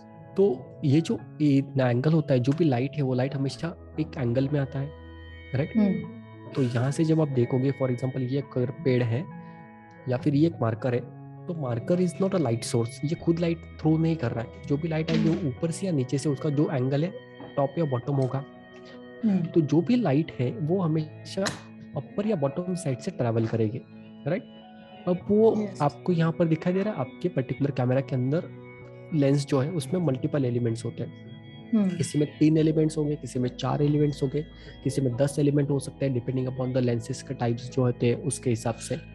तो अब ये जो एंगल ऑफ व्यू है ना, फॉर एग्जांपल ये कैमरा यहाँ पर रखा हुआ है एंड ये जो पेड़ इस कैमरा से 10, 12, 15 फीट की दूरी पे, एक्स अमाउंट का दूरी पे, फिक्स डिस्टेंस है। तो वो जो लाइट आपके लेंस के अंदर आ रहा है वो लाइट एक एंगल में आएगा, जैसे यहाँ पर आप देख पा रहे हो, करेक्ट? अब ये जो पर्टिकुलर पॉइंट है ना, जहाँ पर वो लाइट का जो दोनों के दोनों एंगल से इंटरसेक्ट होते हैं, उस इंटरसेक्शन पॉइंट को बोला जाता है ऑप्टिकल सेंटर। क्या बोलेंगे? Optical centre. ऑप्टिकल सेंटर मतलब उस पर्टिकुलर पॉइंट पे आपका जो पूरा जो लेंस है ना, लेंस में जितने भी एलिमेंट्स हैं उनका एक्सैक्ट सेंटर प्लेसमेंट हो रहा है, ठीक है? अब ये जो लाइट है यहाँ पर तो आ गई। अब उसके बाद में अगेन आप यहाँ पर वो अगर जो लाइट का एंगल में एक्सटेंड करता हूँ तो यहाँ पर वो रिवर्स हो गया, राइट? और यहाँ पर आपका सेंसर जो प्लेस होता है, तो जो लाइट आपके कैमरा में आती है वो एक सही डायरेक्शन में आएगी।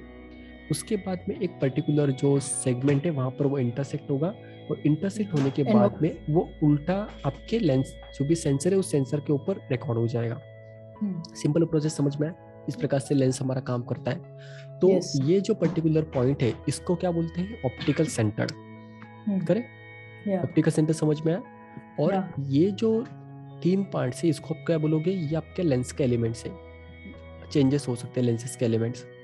और कल जो फर्स्ट लेक्चर था, सेकंड लेक्चर था, तो ऋतु आपको मैंने सेंसर प्लेन बता रहा था मैं, वो मार्किंग वाला। तो आपने मुझे बोला था कि इसको हमको समझने की क्या जरूरत है, राइट? यही आपका सवाल था। तो आपको वो सवाल आई थिंक सारे लोगों को याद आ रहा है। दिव्या मुस्कुरा रहे हैं, शायद दिव्या ने रिकॉर्डिंग देखी है तो आपको याद आ रहा है, रिकलेक्ट हो रहा है। तो देखिए मैंने आपको बताया था कि सेंसर प्लेन आपके कैमरा में एग्जैक्टली सेंसर कहाँ पर प्लेसमेंट है वो आपको जानना बहुत ज़रूरी है। तो वो जो पर्टिकुलर ऑप्टिकल सेंटर है ना, वहाँ से लेकर आपका जो सेंसर है उस तक का जो डिस्टेंस होता है वो mm में अगर आप कैलकुलेट करोगे तो वो आपका फोकल लेंथ होता है। ठीक है, फोकल लेंथ। अब आप सब लोगों के पास कैमरा अवेलेबल है। काजल आपके पास भी मोबाइल फ़ोन है, राइट? तो आपके पास एक्सक्यूज़ नहीं है अभी। काजल नहीं, वर्षा, राइट? आपके पास मोबाइल फ़ोन है, करेक्ट? तो आपके पास एक्सक्यूज़ नहीं है कि आपके पास कैमरा नहीं, आपके मोबाइल फ़ोन में भी लेंसेस अवेलेबल है, करेक्ट? सो अब आप मुझे बताओगे आपके लेंसेस के ऊपर आपको कुछ नंबर्स दिखाई दे रहे? लेंस के ऊपर कौन कौन से नंबर से जरा मुझे बताइए। सर EF 50 mm 50 mm है। 18 to 55 mm 18 to 55, तो 18 नंबर है, उसके साथ 24 होगा, 35 होगा, 55 होगा, राइट? 4 नंबर होंगे अलग अलग, 3-4। हाँ, 18, 24, 35, 55। करेक्ट। रूपल आपके कैमरा पे कौन सा फोकल लेंथ है? 55 mm, करेक्ट। और ऋतु आपके पास 50 mm है। प्रीति सर उसके आगे वो 1:1.8 वो भी क्या हुआ? वो अभी हम लोग नहीं पढ़ेंगे, उसको समझेंगे धीरे धीरे। 1855 आहे, राइट? करेक्ट। याच्या व्यतिरिक्त कुठला नंबर आहे तिथे? एक ना मी आधी वाचली बघते. Okay, Rashmi? Yes sir, 1855। Okay, अगर आपने अभी आंसर गलत दिया तो होमवर्क 4 टाइम हो जाएगा, ध्यान से सुनना आप भी। ठीक है, नवनीत अभी ज्वाइन हुए हैं। नवनीत आप 1 घंटा लेट हो, बट अगेन आपको रिकॉर्डिंग सुनिए तो आपके लिए भी सारे रूल्स जो एप्लीकेबल होंगे आज के, करेक्ट? yes, और आपका वीडियो क्यों ऑफ है नवनीत?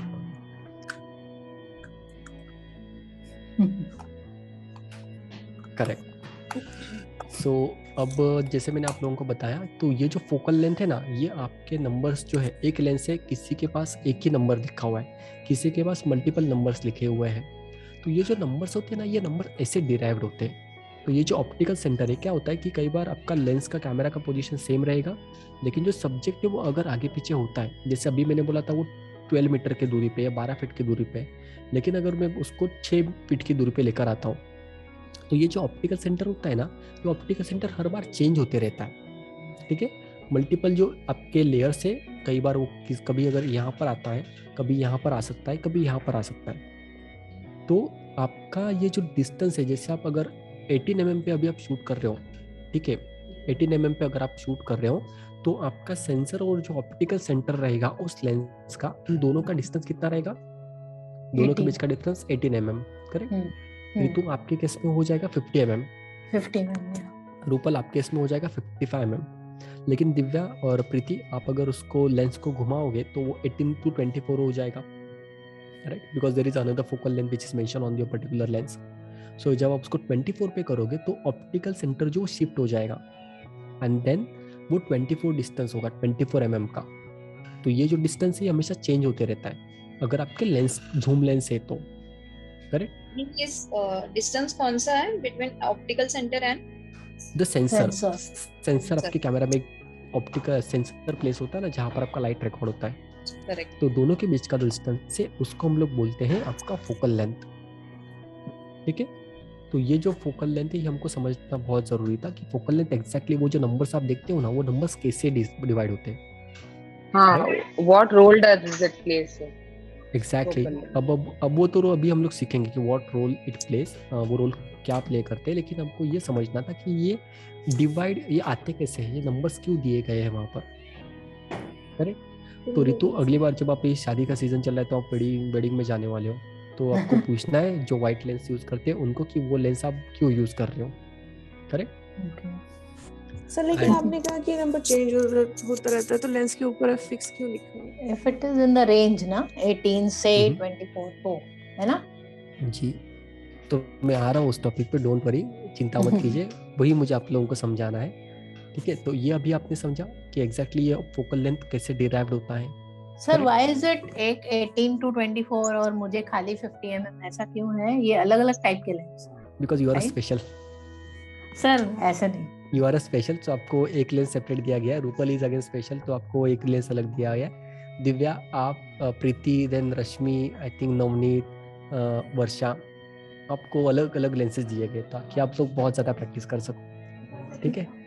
तो जो नेक्स्ट लेवल पे होते हैं उनको किसी एक ना फर्स्ट ग्रेड मिलता है, तो आपके लिए अभी एक ही फोकल लेंथ है, ठीक है। तो why is it like this? मतलब उसमें डिफरेंस क्या है 18 to 24 और ये 50 mm? बताता हूँ, ये देखिए।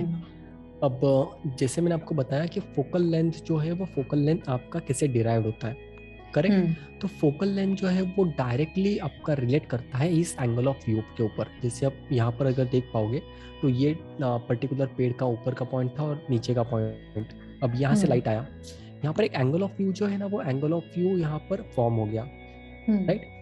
तो अब ऋतु, आप चश्मा निकाल सकते हो आपका,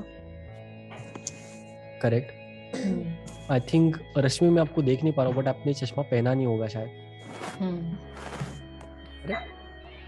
तो अब आपको क्या करना है, ध्यान से सुनना है।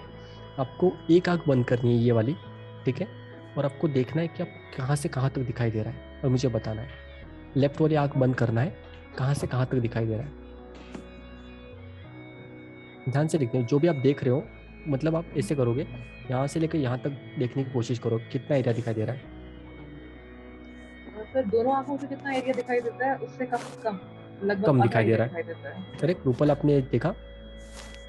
सर कम दिखाई देता है थोड़ा सा। सर इट इज ब्लर्ड, मुझे ब्लर्ड। मैं वही आपको बोल रहा हूँ कि आपको एक आंख पे ध्यान रखना है, और यहाँ से लेकर यहाँ तक, तो आपको इस साइड में तो दिखाई देगा, लेकिन इस साइड में कितना दिखाई दे रहा है, कहाँ तक दिखाई दे रहा है, वो मुझे आपको पूछना है। थोड़ा सा ज्यादा, आपका जो थोड़ा इधर आपका नाक है वहां तक दिखाई दे रहा है, करेक्ट। नाक के साइड वाला नहीं दिखाई देता हमको, राइट। जो नाक है वहां तक दिखाई देता, उसके इस साइड वाला कुछ नहीं दिखाई देता, करेक्ट। तो जो, अब ध्यान से सुनना, हम जो देखते हैं, हमारी इंसानी आंखें, हमेशा हम लोग दो आंखों से देखते हैं, लेकिन जो कैमरा की लेंस है वो एक आंख से देखती है। दोनों में फर्क है। इसके लिए जब आप कैमरा से शूट करते हो तो आप ऐसे ऐसे शूट करते होंगे, करेक्ट, देखा रहेगा आपने। तो आपको जब अगर आप कैमरा से शूट करो तो आपको कैमरा कैसे देख रहा है वो देखना पड़ता है, बिकॉज कैमरा कभी भी एक लेंस से देखेगा और आप हमेशा दो एंगल से देखते हो, लेकिन वो ह्यूमन ब्रेन उसको करेक्ट कर देता है आपके लिए, ठीक है। तो अब ये जो फोकल लेंथ है ना, ये फोकल लेंथ आपको इस पर्टिकुलर पॉइंट के लिए हेल्प है। तो there is something which is called as angle of view, right, मैंने आपको बताया था। अब आप दोनों आंखों से देख रहे हो तो आपको बहुत ज्यादा एरिया दिखाई दे रहा है, करेक्ट। एक आंख से कम दिखाई दे रहा है, राइट। तो वो क्या होता है, that is called as a angle of view, ठीक है। तो अब ये कौन रीड करेगा मेरे लिए? Should I read it? नहीं, रश्मि रीड करेंगे। रश्मि? Yes, sir. Importance of focal length. Focal length describes the angle of view of a lens. That is, how much of a scene before us the lens captures. And in addition, how large subjects within the frame appear. The longer the focal length of a lens, the narrower its angle of view. Subjects appear larger using long focal lenses than they do viewing them with our eyes. On the other hand, lenses with short focal length take in much wider angle of view. Thus, elements seem much smaller in the frame than they do to our eyes. Okay. अब यहाँ पर आपको एक चीज पता चली, that is called as angle of view, right. तो ध्यान से सुनना, एंगल ऑफ व्यू क्या होता है कि जब आप एक्चुअल में कभी कोई लेंस से यूज करते हो, जैसे ऋतु आपके केस में 50 mm is the number, Divya आपके कैमरा में 18 to 55 है, राइट। नवनीत आपके कैमरा में 80 to 55 या 55 है only? Sir, I have two lenses. One is from 18 to 55 and other is from 55 to 250. Okay, so in 55 to 250 also you have multiple numbers, right? And Yeah. 1855 में भी multiple numbers है, correct? वर्षा, आपको internet पे जाके आपके camera में जो lenses होंगे उसके बारे में चेक करना पड़ेगा, उसमें भी ये फोकल लेंथ होती है, ठीक है? एवरी कैमरा, एवरी इक्विपमेंट जिसमें लेंसेस होते हैं वहाँ पर आपका फोकल लेंथ आएगा, करेक्ट? तो जैसे अभी आप ध्यान से देखोगे तो ये जो पर्टिकुलर लेंस थी आपकी यहाँ पर, तो ये आपका डायरेक्टली प्रोपोर्शनेट होता है एंगल ऑफ व्यू से। इस चीज़ को क्या बोलते हैं, कोई मुझे बता पाएगा? स्कूल में हम लोगों ने बहुत यूज़ किया होगा। क्या बोलते हैं? Protractor, right? तो ये जो पर्टिकुलर चीज़ है ना, अब ये आपको एंगल ऑफ व्यू चेंज करता है। कैसे कि अगर मेरा 18 mm पे फॉर एग्जांपल अगर मेरा ये सीन है, राइट, यहाँ पर कैमरा है आपका, यहाँ पर आपका ये पूरा का पूरा सीन आपको दिखाई दे रहा है जैसे हम लोग आंखों से देख रहे हैं, करेक्ट? बीच पे आप गए, वहाँ पर आपको आंखों से दिखाई दिया बहुत लंबा एरिया, जो बहुत बड़ा एरिया आपको कैप्चर हो रहा है। अब यहाँ पर बात आती है आपकी फोकल लेंथ की। अगर आपका फोकल लेंथ चेंज होता है तो आपके इमेज के ऊपर उसका क्या डिफरेंस पड़ेगा। तो जैसे अगर यहाँ पर सेम लेवल पे कैमरा है, तीनों कैमरा एक ही जगह पे है, तीनों कैमरा का जो सेंसर प्लेन है वो एक जगह पे होगा, करेक्ट? अगर कैमरा एक जगह पे है तो, राइट? ये सीन भी चेंज नहीं हो रहा है, ये सीन भी वैसे का वैसा है। तो अगर आप 20 mm which is the lower one, 18 mm, 20 mm, 20 mm और 22 mm ऐसे mm में होता है। तो अगर आप 20 mm का लेंस अगर अपने कैमरा को लगाया हुआ है तो आपका एंगल ऑफ व्यू कितना रहेगा? 94 डिग्री। मतलब जो आप एरिया देखोगे ना, बहुत ज़्यादा एरिया कैप्चर होने वाला है। तो जैसे अगर इस लेंस के साथ अगर आप शूट करोगे तो आपको यहाँ से लेकर यहाँ तक, ये लाइन दिखाई दे रही है, यहाँ से लेकर यहाँ तक इतना एरिया आपका कैप्चर होने वाला है, इतना बड़ा आपका फोटो आने वाला है। तो फोटो में आपका इतना एरिया जो कैप्चर होगा, राइट? यहाँ तक समझ में आया? करेक्ट? उसके बाद अगर मैं 50 mm लेता हूँ, रश्मि आपका अगर मैं कैमरा, ऋतु आपका अगर कैमरा लेता हूँ 50 mm, तो अब आपको आंखों को तो ये सारा सब कुछ दिखाई दे रहा है, लेकिन आपके फोटो में कहाँ से कहाँ तक कैप्चर होगा? यहाँ से लेकर यहाँ तक। ओके, इतना ही एरिया कैप्चर होगा, ठीक है? क्योंकि आपका अभी 50 mm वो कितना एंगल ऑफ व्यू कैप्चर कर रहा है? That is 46 degree, right? उसके बाद अगर आप लोगों के पास, नवनीत आपके पास 55-200 mm है, राइट नवनीत? यस सर, या करेक्ट। तो अब देखिए अगर 200 mm पे वो शूट कर रहे हैं तो बट ऑब्वियस उनका लेंस लंबा रहेगा और वो जो फोकल लेंथ है उसका 200 mm है, यहाँ पर 500 mm का दिया हुआ है। तो ये देख पा रहे हो, उतना जो इतना सा पार्ट है ना वो बोर्ड का, उतना ही आपका फोटो क्लिक होने वाला है। तो बेसिकली ये जो फोकल लेंथ होती है, ये फोकल लेंथ ना आपको एंगल ऑफ व्यू जो है वो दिखाने का काम करती है। So these are standard this thing figures, मतलब अप्रोक्सीमेट है पॉलिटिक्स की, ऐसे इतना ही होता है? नहीं, ये स्टैंडर्ड रहेगा, स्टैंडर्ड रहेगा। 50 mm अगर आप लेंस ले रहे हो, 50 mm का जो लेंस का एग्जैक्ट अगर आप देखोगे तो कुछ 47 पॉइंट समथिंग आता है, 47.6 डिग्री एग्जैक्ट, गूगल पे आपको मिल जाएगा। तो ये आपको दिया हुआ है। फॉर एग्जांपल आपका ये कैमरा है, आपका ये प्रोजेक्टर जो मैंने बताया, अब आपका लेंस का फोकल लेंथ, तो अगर आपका लेंस का फोकल लेंथ 8 mm है, 8 mm का अगर आपका लेंस है तो आपका फोकल लेंथ 8 mm होगा, तो आपका एंगल ऑफ व्यू कितना होगा? 180 डिग्री, मतलब इतना एरिया आपको दिखाई देगा 8 mm का। उसके बाद अगर 18 mm का आप देख रहे हो, जैसे आप लोगों के पास बहुत लोगों के पास 1855 का लेंस है, तो 1855 के लेंस पे अगर आप 18 mm पे शूट करोगे तो आपको वहाँ पर 100 डिग्री कैप्चर हो रहा है, correct?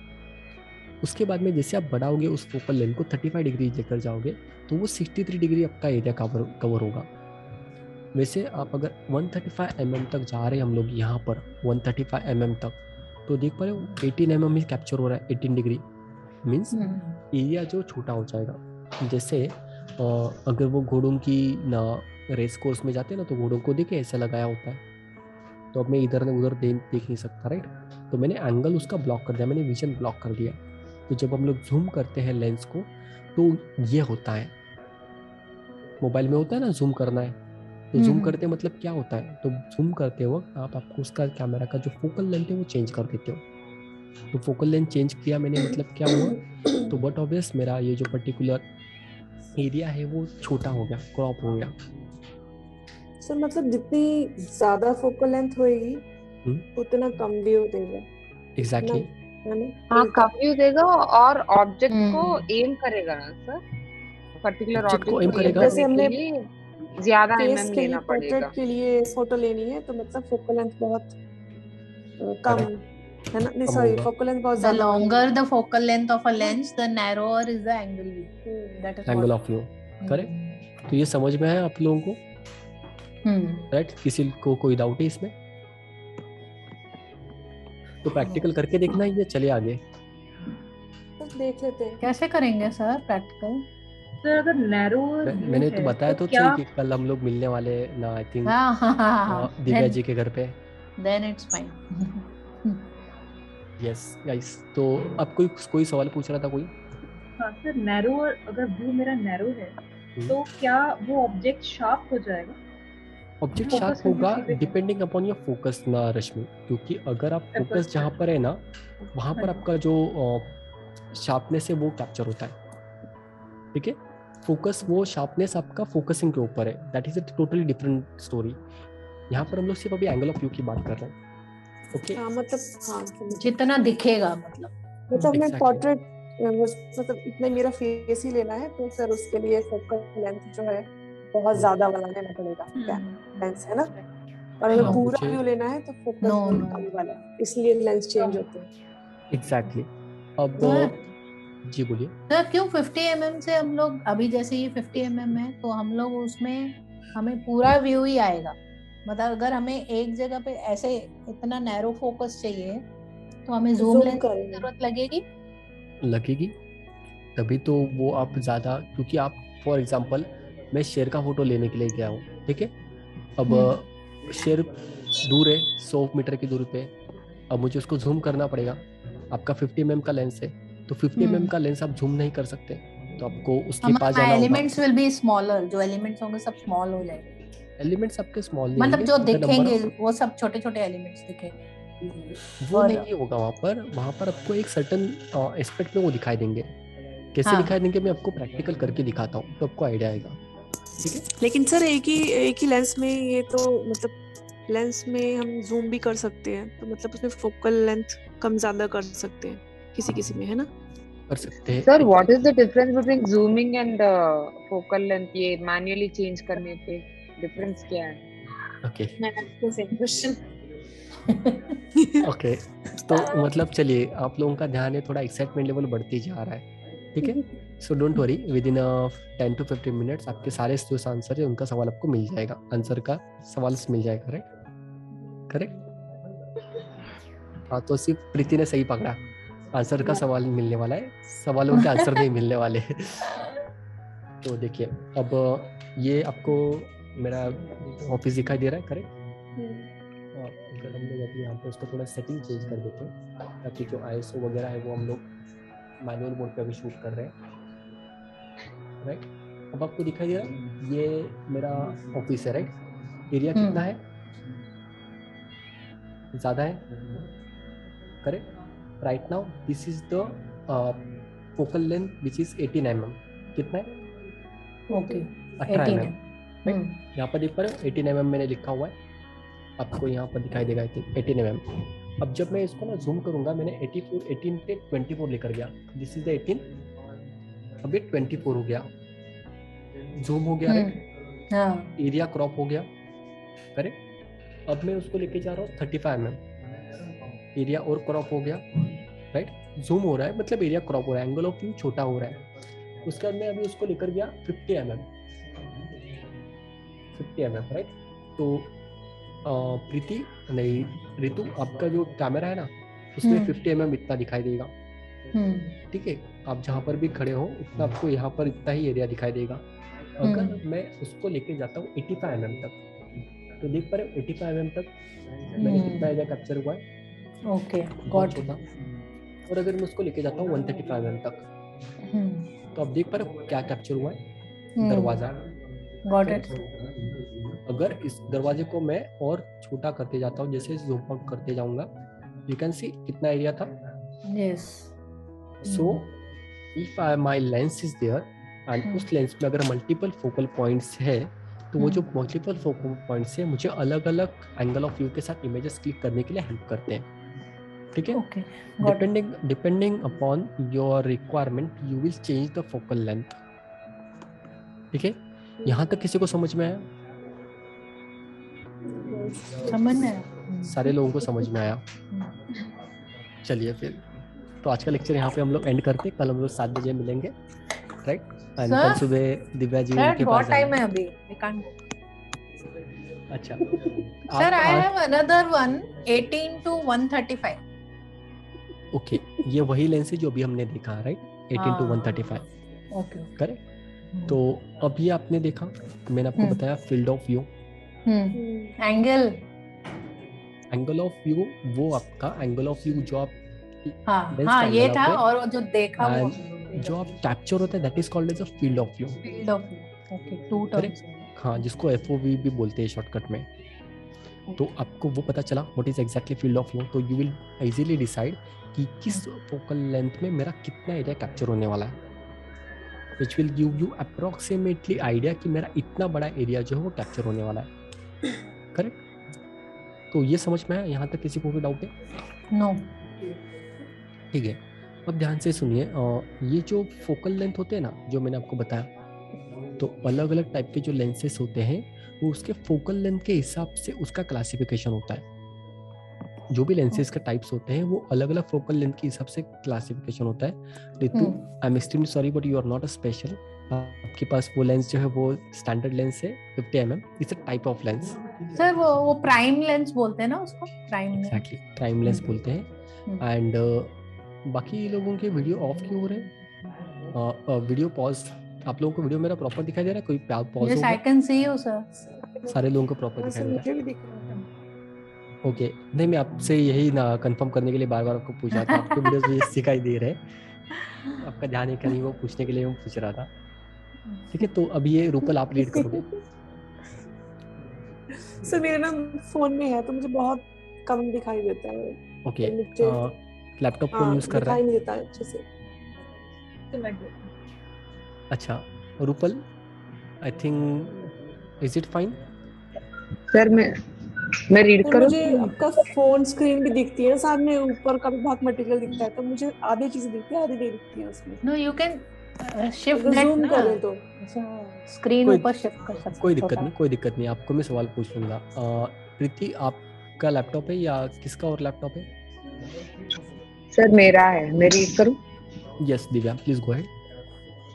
Classification of focal length.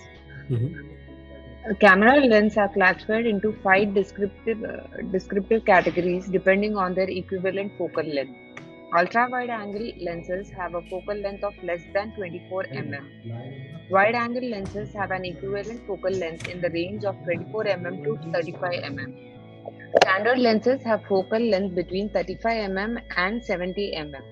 They capture the world in a way very similar to how our eyes see. They cause minimal distortion, so are a favorite of portrait photographers. The focal lengths between 70 mm and 300 mm are considered telephoto lenses. Super telephoto lenses have focal lengths exceeding 300 mm. Okay. अब ये आपने read किया, किसी को कोई बात समझ में आई इसमें?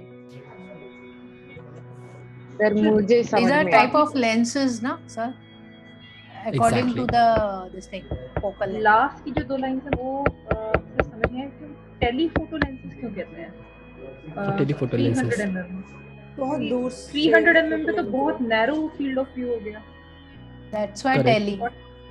तो टेली तो दूर का होता है ना, तो 300 mm दूर हुआ ना.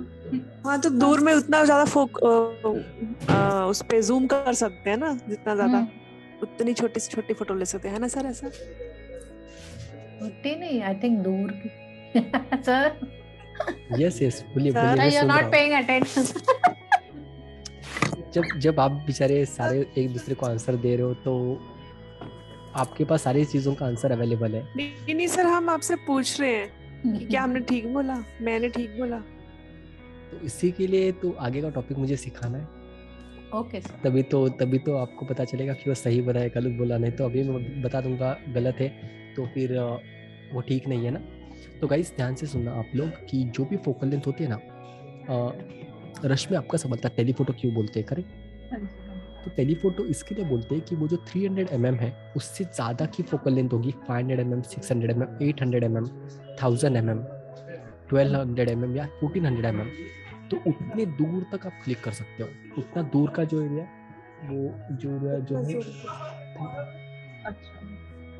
वो जो दूर का एरिया ना उतना कैप्चर होता है। तो ये आपको एक्सीडिंग, इसको टेलीफोटो बोलते हैं। आपने टेलीस्कोप देखा रहेगा, टेलीस्कोप में हमारे पास जो आसमान में तारे हैं उतने दूर होते हैं, लाखों करोड़ों किलोमीटर, लेकिन वो फिर से पास में दिखाई देते हैं, correct. Yes. So these are the lenses which gives you a maximum area to zoom, इसके लिए उसको टेलीफोटो बोला जाता है। ठीक है, जब हमने अभी पीछे का टॉपिक पढ़ा था, जब हम पढ़ रहे थे focal like field of view पढ़ रहे थे, तो उसमें ये पढ़ा कि अगर हमारा mm कम है तो फील्ड ऑफ व्यू हमारा ज्यादा है। नहीं, तो हाँ फील्ड ऑफ व्यू ज्यादा है, करेक्ट लेकिन हाँ फील्ड ऑफ व्यू ज्यादा की बात हुई थी, लेकिन ये नहीं बात हुई थी कि दूर तक हो जाता है, मतलब हमारा है ना। तो इसमें मेरे को रिलेशन समझना है कि फील्ड ऑफ व्यू समझ में आ गया, कम mm पे फील्ड ऑफ व्यू ज्यादा हो गया, लेकिन फार वाला जो कंसेप्ट है उसका क्या रिलेशन है इससे फोकल लेंथ। राइट, तो अगर आपका फोकल लेंथ ज्यादा होगा, फॉर एग्जांपल 500 mm, करेक्ट, तो 500 mm पे आपको बहुत दूर तक एरिया जो है वो आप कैप्चर कर सकते हो, क्योंकि आपका जो एंगल ऑफ व्यू है वो यहाँ पर बहुत ज़्यादा होता है। जैसे यहाँ पर देख पा रहे हो स्ट्रेट लाइन में एंगल ऑफ व्यू है, करेक्ट। अब जैसे ये जो एरिया है ये तो आपको दिखाई दे रहा है, यहाँ पर एरिया आपको इतना कैप्चर हो रहा है, लेकिन 500 mm क्या होता है, उसका एंगल ऑफ व्यू भले छोटा है, राइट, लेकिन डिस्टेंस ज़्यादा होता है। तो अगर आपका वो 10 मीटर पे दूरी पे है तो भी कैप्चर होगा, और आप अगर 100 मीटर की दूरी पे वो भी कैप्चर होगा। जैसे मैंने आपको बताया, ये मैं चालू कर रहा हूँ, ध्यान से देखना भैया जो मैं आपको बताने की कोशिश कर रहा हूँ। मेरे पास 18 to 135 mm का लेंस है, राइट, मैंने जो आपको बताया था, करेक्ट। अब ये मैंने चालू किया है,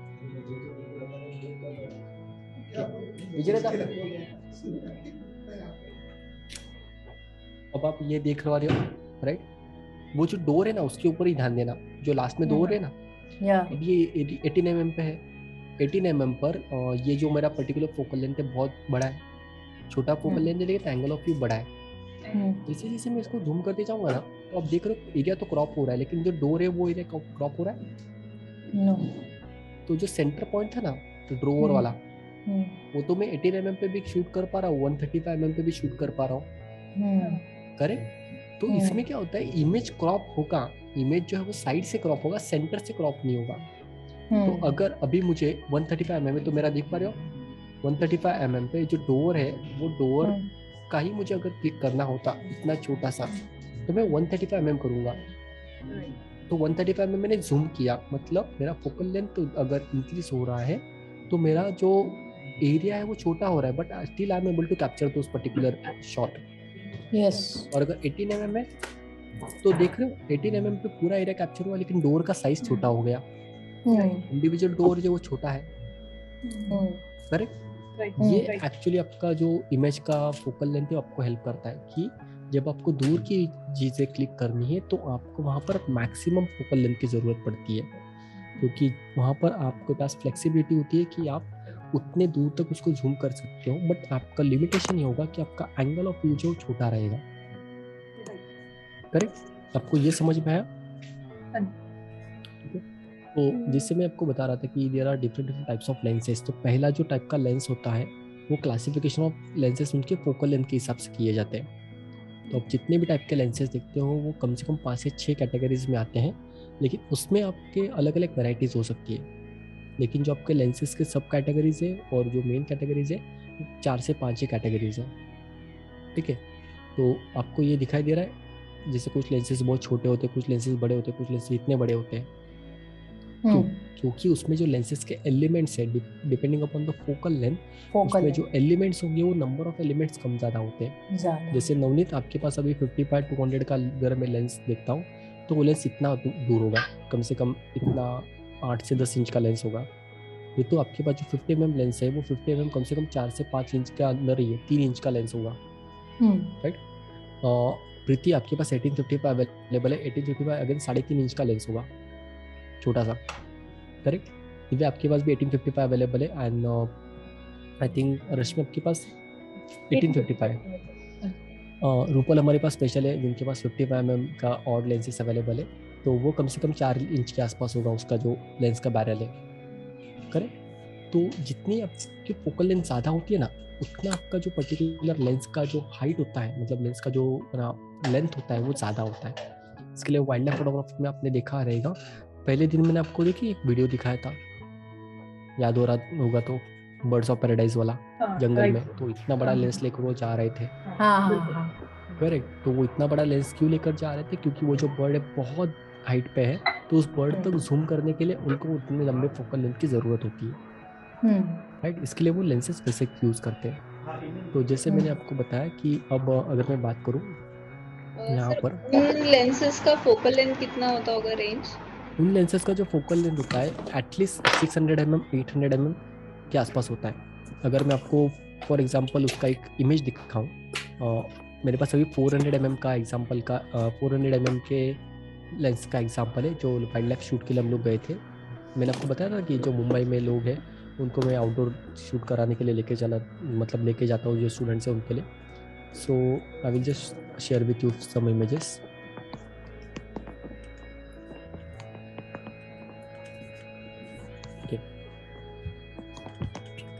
this is the example of at least 85 to 100 mm के आसपास इसका एग्जाम्पल है। तो आपको ये इमेज दिखाई दे रहा है? ये इमेज आपको देखा है। उसके बाद तो दूसरा जो इमेज दिखाता, ये इमेज दिखाई दे रहा है? यस, ठीक ठाक है, ठीक ठाक है ये इमेज, ठीक ठाक है इमेज दिखने के लिए, राइट। बर्ड्स का इमेज जो है दिखाई दे रहा है आपको, ये बर्ड्स का image. This is the example of 400 mm। ये बर्ड जब लैंड जहाँ से हमने शूट किया था वो कम से कम 40 से 50 फीट की दूरी पे होगा, लेकिन आप रश्मि आपके लिए देखिए शार्पनेस क्या है, शार्पनेस प्रॉपर है, बर्ड दूर है, एरिया छोटा कैप्चर हुआ है, लेकिन आपका जो इमेज है वो ऐसा क्लिक हुआ है। तो ये बर्ड फोटोग्राफी में 400 mm का लेंस यूज किया गया है यहाँ पर, ओके, हाँ, मेक सेंस, राइट। उसके बाद अगर मैं आपको और एक इमेज दिखाता हूँ, अब ये एक लेंस आप देख रहे हो छोटा सा, राइट। तो ये जो एक लेंस है ये छोटा लेंस है हमारे क्रॉप सेंसर कैमरा का, और यहाँ पर इनके पास जो दूसरा लेंस था दैट इज अ 400 mm का लेंस था जो हम लोग यूज कर रहे थे। उसके बाद अगेन आई विल चेक, ये आपको दिखाई दे रहा है बर्ड? हाँ जी, सेम 400 mm का एग्जांपल है।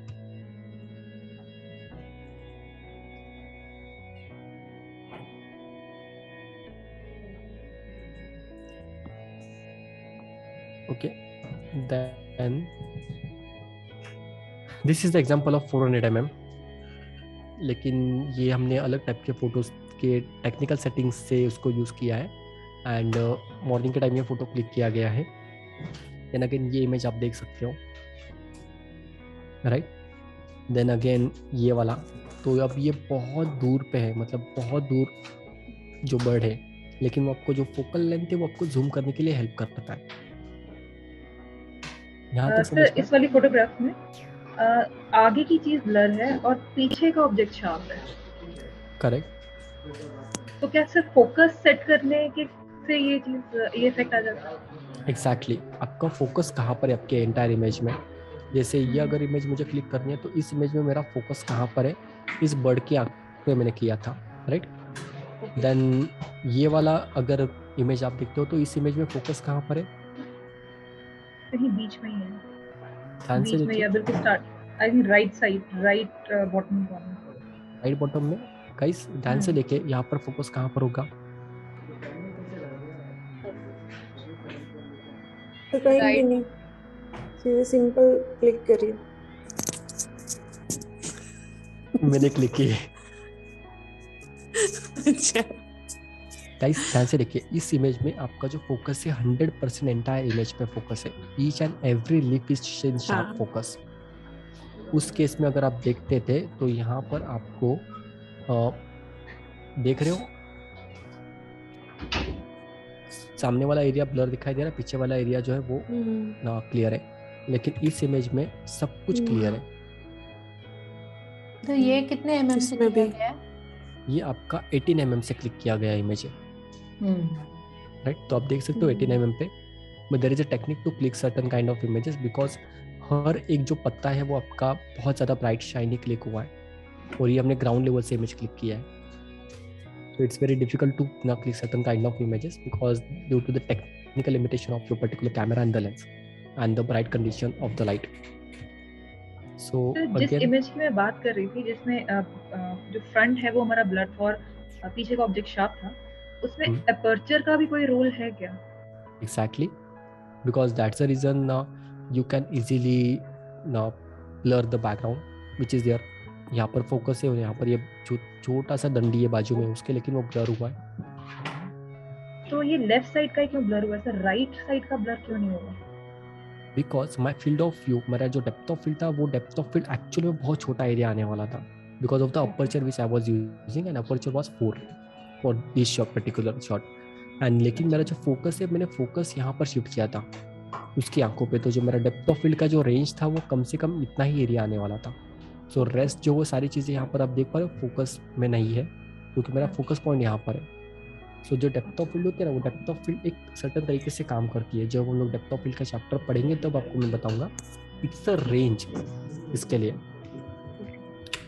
गाइस मैंने आपको बताया तो था मतलब सर हम creativity- बैकग्राउंड और फोरग्राउंड दोनों ब्लर कर सकते हैं ऐसा? क्योंकि यहाँ पर देख पा अपर्चर रहे की हो वो इमेज में हमने देखा था ना, बैकग्राउंड हो रहा था ब्लर।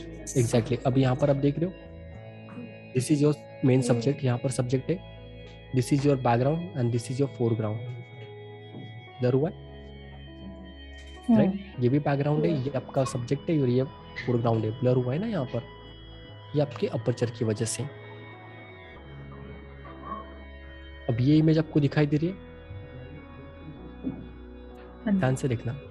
कुछ इसमें कुछ आपको ब्लर है। सॉरी फ्रंट वाला सर एक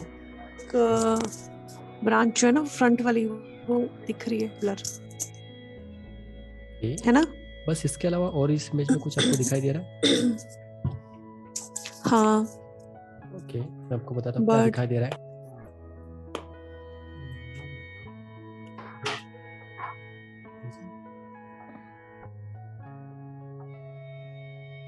क्या दिखाई दे रहा है? सर बर्ड दिखाई दे रहा है। सर बर्ड देखो, एक लेग ऊपर नीचे है, एक ऊपर वैसे खा रहा है। ये आपको क्लिक करने के लिए ना पॉसिबल है? क्लिक हुआ तो पॉसिबल तो है लेकिन क्या सेटिंग है ये नहीं पता। ओके सो शटर स्पीड कुछ रोल प्ले करता है क्या? ओके सो ये जो रूपल, ये जो शॉट है गाइस, ये जो शॉट है ये बहुत रेयर शॉट है to click, to wait and to click certain kind of shots. इससे वेरी रेयरली कि आपको ऐसे कुछ शॉट्स मिलते हैं। कम से कम आपको कई बार 10-10, 15-15 दिन वेट करना पड़ता है। इट्स अ स्पेशल कैप्चर जो बोलते हैं ना, एकदम एक extraordinary kind of images. Because आप देख पा रहे हो वो ब्रांच के ऊपर एक लेग पे खड़ा है, देन अगेन वो एक लेग से उसने उसका फ्लावर जो पकड़ के रखा है, एंड वो चोंच से उसका अंदर का जो भी खाना है वो खा रहा है। फ्लावर, पक्षी कभी भी ना फ्लावर के अंदर कुछ नहीं जल्दी खाएंगे, वो खाएंगे तो पेड़ वगैरह खाते हैं या फिर जो ना उसका फल होता है वो खाते हैं। तो ये बहुत रेयर शॉट है जो क्लिक करने के लिए। एंड दिव्या, जिस मकसद से आपने ये कोर्स ज्वाइन किया है, आई थिंक अगर आपको याद होगा आपने मुझे बताया था कि you want to click the moving objects, this is the example, the result which we have to capture, because bird and certain जो मूवमेंट्स होते हैं बहुत फास्ट होते हैं। So you have to train your mind in such a way, like whatever is the speed of that particular motion, जो movement हो रहा है, your image should be in sharp and entirely जो आपको क्लिक करना है वो कैप्चर करो। तो सर ये कैसे कौन से लेंस से आता है? ये आपके पास जो भी लेंस है, जो भी आपके पास लेंस है उससे आता है। नहीं सर, भी वो लेंस हिल जाता है ना कई बार, ऐसे मूवमेंट में कुछ हो तो ब्लर आ जाता है ऐसे, उसके लिए उसी के लिए तो हमारा ये कोर्स है जहाँ पर हम लोग सीखने वाले हैं कि आपके पास जो लेंस है उसमें आपको ब्लर ना आए और वो एक्चुअल में कैसे क्लिक करना है। ठीक है, तो होप सो दिव्या आपका भी जो मकसद है वो फुलफिल होने वाला है, बिकॉज बाकी जितने भी पार्टिसिपेंट्स हैं, हाँ सर, सारे के सारे पार्टिसिपेंट्स ने मुझे बताया था हर एक का जो पर्टिकुलर मकसद है इस कोर्स को ज्वाइन करने का, एंड आई विल ट्राई कि हर एक का मकसद जो पूरा कंप्लीट हो। ठीक है, सो यहाँ तक समझ में आया? किसी को कोई डाउट है? राइट, तो आई थिंक हम लोग अभी थोड़ा सा स्लो, मतलब हमारे सिलेबस के हिसाब से थोड़ा स्लो जा रहे हैं, but that is again totally fine because वो चीज़ें हमको समझ नहीं आनी चाहिए। तो आज हमने क्या पढ़ा सर? इसमें जूम का कहाँ से हेल्प होगा? जूम, ये जो इमेज आपने देखा ना, ये 400 mm पे शूट किया गया है।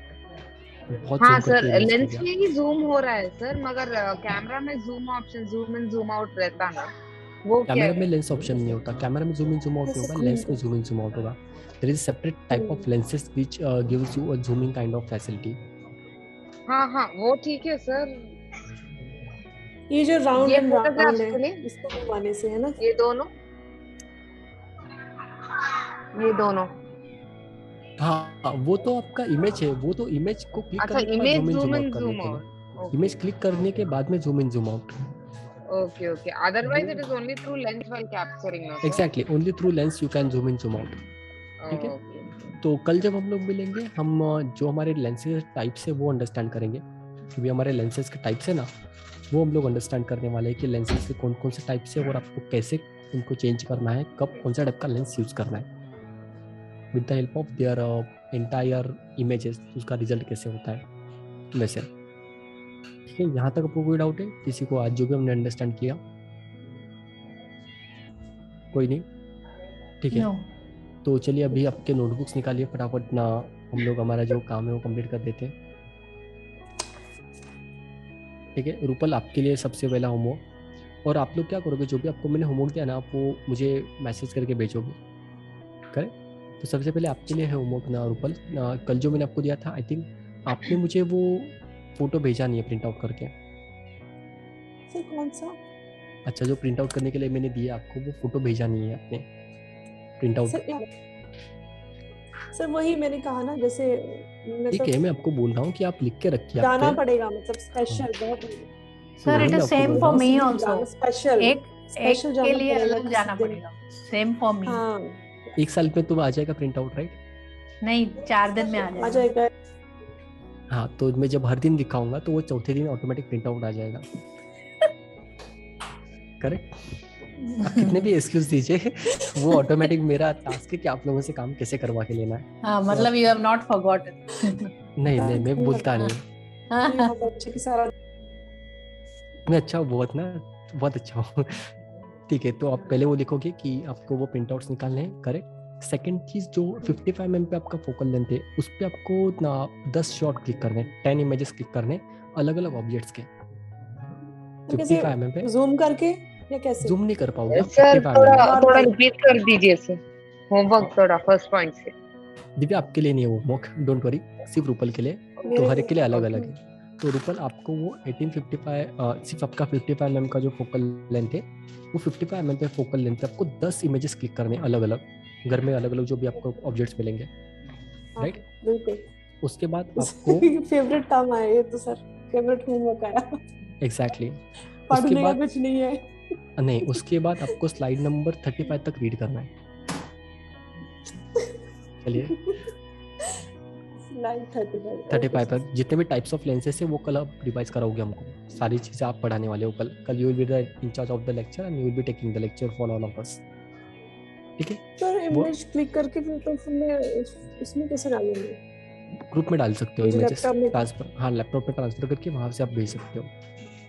ये तो बड़ा कैसे लैपटॉप से इसका फोन में कैसे आएगा? मैं आपको पूरा स्टेप बाय स्टेप आपको जो गाइड है मैं ग्रुप में डाल दूंगा कि आप सभी को कैसे ट्रांसफर करने हैं इमेजेस। डोंट वरी, आप इमेजेस क्लिक कीजिए, बाद में उसको कैसे ट्रांसफर करना है मैं हूँ उसके लिए। ठीक है, आपका ये होमवर्क हो गया, राइट? आप ध्यान से सुनना, कल आप एक्सप्लेन करने वाले हो सारे लोगों को ये जो 6 टॉपिक्स हैं, तो आपको उस प्रकार से पढ़ना होगा कि आप लेक्चर ले रहे हो। सेकंड, प्रीति आई थिंक अपने 2 लेक्चर के रिकॉर्डिंग बीच में मिस कर दिए हैं, आपने देखे नहीं है, तो आप वो 2 रिकॉर्डिंग 4 बार देखोगे, अंडरस्टैंड करोगे, उसमें से मुझे कम से कम 10 डाउट चाहिए आपके, 10 डाउट्स। सर 8 घंटे हो जाते हैं। एग्जैक्टली, देना पड़ेगा। तो आपको उसमें से 10 डाउट्स निकालने हैं, 10 डाउट्स, और वो 10 डाउट्स जो भी रहेंगे टॉपिक रिलेटेड हो, सवाल ऐसे ना हो कि जानबूझ के आपको पता है लेकिन वो सवाल नहीं है, तो मुझे पता चल जाएगा कि आपसे रियरली पूछना चाहते हो या सिर्फ आपने बनाने के लिए बोला है। ठीक है, आपके पास 1855 का लेंस अवेलेबल है, और दिव्या आपके पास 1855 का लेंस अवेलेबल है, रश्मि आपके पास 1855 अवेलेबल है, और ऋतु को नहीं, आई हैव ना सर, मैंने बताया ना 18 to 135। चलिए फिर आप भी अटक गए अभी, तो 1855 आपके पास अवेलेबल है, नवनीत आपके पास अवेलेबल है। तो जिन जिन लोगों के पास 1855 का लेंस अवेलेबल है, आप लोग 18 mm पे 5 इमेजेस क्लिक करोगे, इंडोर आउटडोर। उसके बाद जो 35 है, 24, जितने भी फोकल लेंथ है आपके 1855 के लेंस में 4 से 5 नंबर होंगे। अगर 5 नंबर है तो 5 × 5 25 इमेजेस। सर 18 के 10 इमेजेस। हाँ 18 के 10, उसके बाद में 24 होगा आपके पास नंबर। सर इसमें 18 to 135 है, तो फिर हाँ, तो हर फोकल लेंथ पे आपको 10-10 इमेजेस क्लिक करने हैं, एवरी फोकल लेंथ, हर नंबर। हाँ 18, 24, 35, 50, 85, 35। सर अभी 5 बोले आप, अभी 10 हो गया। नहीं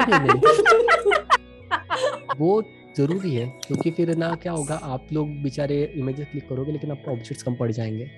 तो जिनके पास, लेकिन सर इंडोर का उतना बड़ा घर भी नहीं है सर। डोंट वरी ना, आपकी घर में बालकनी अवेलेबल है, बालकनी से आप इमेजेस क्लिक कर सकते सर हो। मुझे तो इंडोर का ही लेना था ना, घर में ऑब्जेक्ट्स सिर्फ 10 फोटो। हाँ आपके लिए इंडोर है, कल आपके लिए बढ़ेगा, आज सिर्फ इंडोर है आपके लिए। और sir I have a problem, मेरा एक इशू है, मेरे पास ना अभी वो ये कार्ड नहीं है, मेमोरी कार्ड, तो हाँ तो फिर वो जब तक अमेज़न से आए तो it will take a day. कोई बात नहीं, आपके बाजू में कोई भी इलेक्ट्रॉनिक स्टोर होगा, वहाँ से आप क्लास 10 का कार्ड परचेस कर सकते हो। सर मैं अमेज़न प्राइस उतना ही है सर, अमेज़न से। मुझे आपके इमेजेस लगेंगे, अगर आप कल 10 इमेजेस नहीं मिलते तो वो 20 हो जाएंगे, आपके ऊपर चॉइस है कि आप क्या करोगे। ठीक है, देन नवनीत आपके लिए, आपके पास 2 लेंसेस अवेलेबल है। कल तक 40 इमेजेस क्लिक करना है सर। आपके लिए 40 है, उनके लिए 60 इमेजेस है। Tomorrow we'll become photographers, लेके घूमेंगे। Exactly. सर आप alternate क्लास क्यों नहीं लेते? alternate इतना होमवर्क है तो offline, one offline class sir. We will go with our intermediate course for offline then. Sure. एक क्लास लो ना। नवनीत आपके लिए भी आपका 55 to 200 जो कोर्स है, जो लेंसेस है, उसमें आपको इमेजेस क्लिक करने हैं ध्यान से। हाँ sir actually I am saying that जो मेरे पास ये 18 टू जो ये 55 वाला है ना, ये मेरा है, और जो ये 55 वाला है ये आज मैंने अपने फ्रेंड से लिया है क्लिक करने के लिए। जो भी आपके पास अवेलेबल है उससे आपको इमेजेस क्लिक करने हैं। ध्यान से आप लोग इमेजेस क्लिक करोगे, मुझे भेजोगे, और सारे लोग स्लाइड नंबर 35 तक क्लिक करोगे, 35 तक रीड करोगे। 18 से 35 नहीं, स्लाइड नंबर 1 to 35। हाँ ओके स्लाइड नंबर 1 to 35 वो आप डिसाइड करोगे, करेक्ट। और जो भी अब तक मैंने पढ़ा है पिछले 4 लेक्चर्स में, वो आप सारा कुछ रिवाइज करोगे। कल मैं आप लोगों से डाउट पूछूंगा, कल आपका कभी भी रैंडम एग्जाम हो सकता है, जैसे मॉक टेस्ट होता है ना वैसे, ठीक है। So please be prepared, okay. So guys, सब लोगों को होमवर्क मिल चुका है। वर्षा, आपके लिए होमवर्क है कि आपको इंटरनेट पे जाके आपके जो भी पर्टिकुलर मोबाइल फ़ोन है उसके जो लेंसेस है, उस लेंसेस के टेक्निकल स्पेसिफिकेशंस का आपको प्रिंट आउट निकालना है या फिर PDF निकाल के मुझे भेजना है, ठीक है। उसके वेबसाइट पे जाओगे, गूगल पे आपको सारी चीज़ें मिल जाएंगी। आपका जो कैमरा है उसका technical Sir, can you please repeat the technical? Yes. So you have to go in Google and whatever the camera mobile you have right now, so in that particular segment, like वो जो mobile phone होता है उसके technical specification होते हैं camera के, तो वहाँ पर अब 2 लेंसेस अगर अवेलेबल है तो you will be able to understand कि which is the focal length for your individual lens. तो वो आपको टेक्निकल स्पेसिफिकेशंस निकालने हैं एंड उसका प्रिंट आउट मिला है, और अगर प्रिंट आउट नहीं ले सकते तो PDF निकाल के मुझे आपको भेजना है। ओके गाइस, एवरी सारा ऑटो मोड पे कैसा है? सॉरी, मैनुअल और मैनुअल। अभी आप ऑटो मोड पे क्लिक करोगे, कल कल के लिए। ठीक है, कल आप जिसको मैनुअल करना है मैनुअल कर सकते हो, लेकिन मैक्सिमम अगर पॉसिबल है तो ऑटो कीजिए। सर एंड आईडी नहीं करनी, उसका कभी यूज ही नहीं आता है। एग्जैक्टली सर, मैं वही बोल रही हूँ। मतलब we'll just click something, I don't know कौन से स्पीड पे निकल रहा है ये वो। Don't worry, I am there for you. And अगली बार मैं ट्राई करूंगा कि आपको 100 इमेजेस क्लिक करने मैनुअल मोड पे, तो प्रैक्टिस हो जाएगी। ठीक है सर, ये जो दो जूम बटन है ना, बताओ ना, फोकस और ये अपना। सर मेरा एक डाउट है रितु आपको सारी सेटिंग्स में बताऊंगा, लेकिन उसका एक टाइम है, क्योंकि अभी आपकी जो अंडरस्टैंडिंग है वो सारे लोगों की डेवलप होती जा रही है। मैं एक दिन में आपको सारी चीज़ें अगर बता दूंगा तो मैं तो पूरा दिन लेक्चर आपका ले सकता हूँ, बट वो एक दिन में हम लोग नहीं समझ सकते, because it will take time to understand all this particular settings. अभी हम लोग क्रॉलिंग कर रहे हैं, भागेंगे और हमको मैराथन जीतनी है, बट मेरा भी यही मकसद है कि आपको मैं हाथ पकड़ के वो क्रॉलिंग करवाऊँ पहले। उसके बाद जैसे जैसे आपकी अंडरस्टैंडिंग, जैसे जैसे आपके पास स्ट्रेंथ आती जाएगा, मैं आपको सारी चीज़ें बताती जाऊँगा। डोंट वरी, आपके कोई भी डाउट अनसॉल्व नहीं रहेंगे। दिव्या, आपका जो पर्टिकुलर कैमरा है उसके लिए बटन्स के बारे में आपको अंडरस्टैंड करना है, तो आप पहले कल का वो लेक्चर सर नहीं सर, नहीं सर, ये जूम बटन बोले ना, ये कैमरा मोड पे भी जूम हो रहा है सर क्लिक करने से पहले। Exactly, can I use these two button? You can use, आप एक बार यूज करके देखिए। आपने बोले डिस्प्ले यूज करके देखिए क्या फर्क होता है, and I will explain you in tomorrow कि उसका आपके लेंस से क्या रिलेशन है। हाँ वही बताऊंगा, डोंट वरी, बताऊंगा मैं आपको। Sir I need one help. ये निकाल कर, ये 50 mm वाला निकाल कर और ये डालना पड़ेगा, राइट? दैट्स इट ना। और फिर ये सर मैंने कभी फोटो नहीं निकाला, तो फिर मैं ये क्या घुमाऊंगी इधर, I don't know what to change and all that. ये तो आता ही नहीं है। YouTube is there.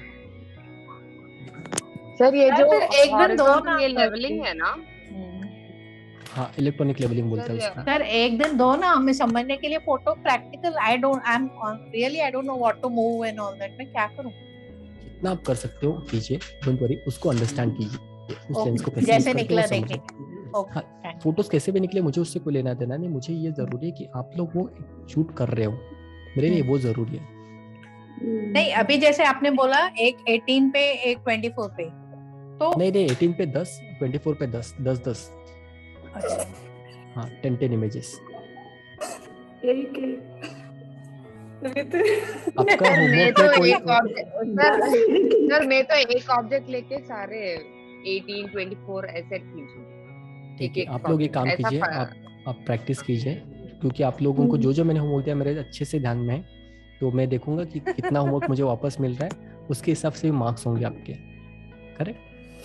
ठीक है गाइस, टेक केयर। कभी कोई भी अगर दिक्कत आता है जब आप शूट कर रहे हो, प्रैक्टिस कर रहे हो, ट्राई करना जितने इमेजेस से। नींद ही नहीं आएगी तो मुझे आप कॉल कर दीजिएगा एंड हम लोग बात करके अंडरस्टैंड कर लेंगे। ठीक है गाइस, आपका 100% डेडिकेशन बहुत जरूरी है। जब तक वो पैशन आप हार्ट एंड सोल नहीं डालोगे तब तक वो चीजें नहीं होंगी। जब तक मेरे साथ हो तो मैं बहुत ना आपको तकलीफ देने वाला हूँ पूरे कोर्स के जर्नी में। Okay sir, good night. I'll go and buy the card now only. Bye. Purchase class 10 का card, I will specify details में आपको भेज दूंगा लिंक ग्रुप में। कौन सा कार्ड आपको लेना है मैं आपको लिंक भेज दूंगा। Sir, can you add me in that group? Sir ये कार्ड हर किसी को है या सिर्फ उनको जो जिनके पास कार्ड नहीं है? आप ले सकते हो, क्योंकि जो आपके मेमोरी कार्ड से उसका भी एक ना पर्टिकुलर फॉर्मेट होता है जिसमें आपको शूट करना पड़ता है, because your memory card plays very important role while transferring the data on your card from your camera। तो मैं आप लोगों के साथ में कुछ शेयर करूंगा एंड आप जरा लिंक डाल दीजिएगा सर, Amazon लिंक है तो लिंक डाल दीजिएगा प्लीज। चलेगा, मैं आपको लिंक डाल के कल भी मैं उसके ऊपर बात करूंगा। प्रीति, आपका नंबर मैंने कॉपी कर दिया है, please take my mobile number, that is 900। I have your number. Okay, आप मुझे व्हाट्सएप मैसेज कर दीजिए and I will add you. Okay. Cool guys, take care. Bye everyone. Sir, wish us good luck please. I'm there for you. So wish करने की जरूरत नहीं है. Always I'm there for you. Thank you. Good night. Bye. Take care. Bye.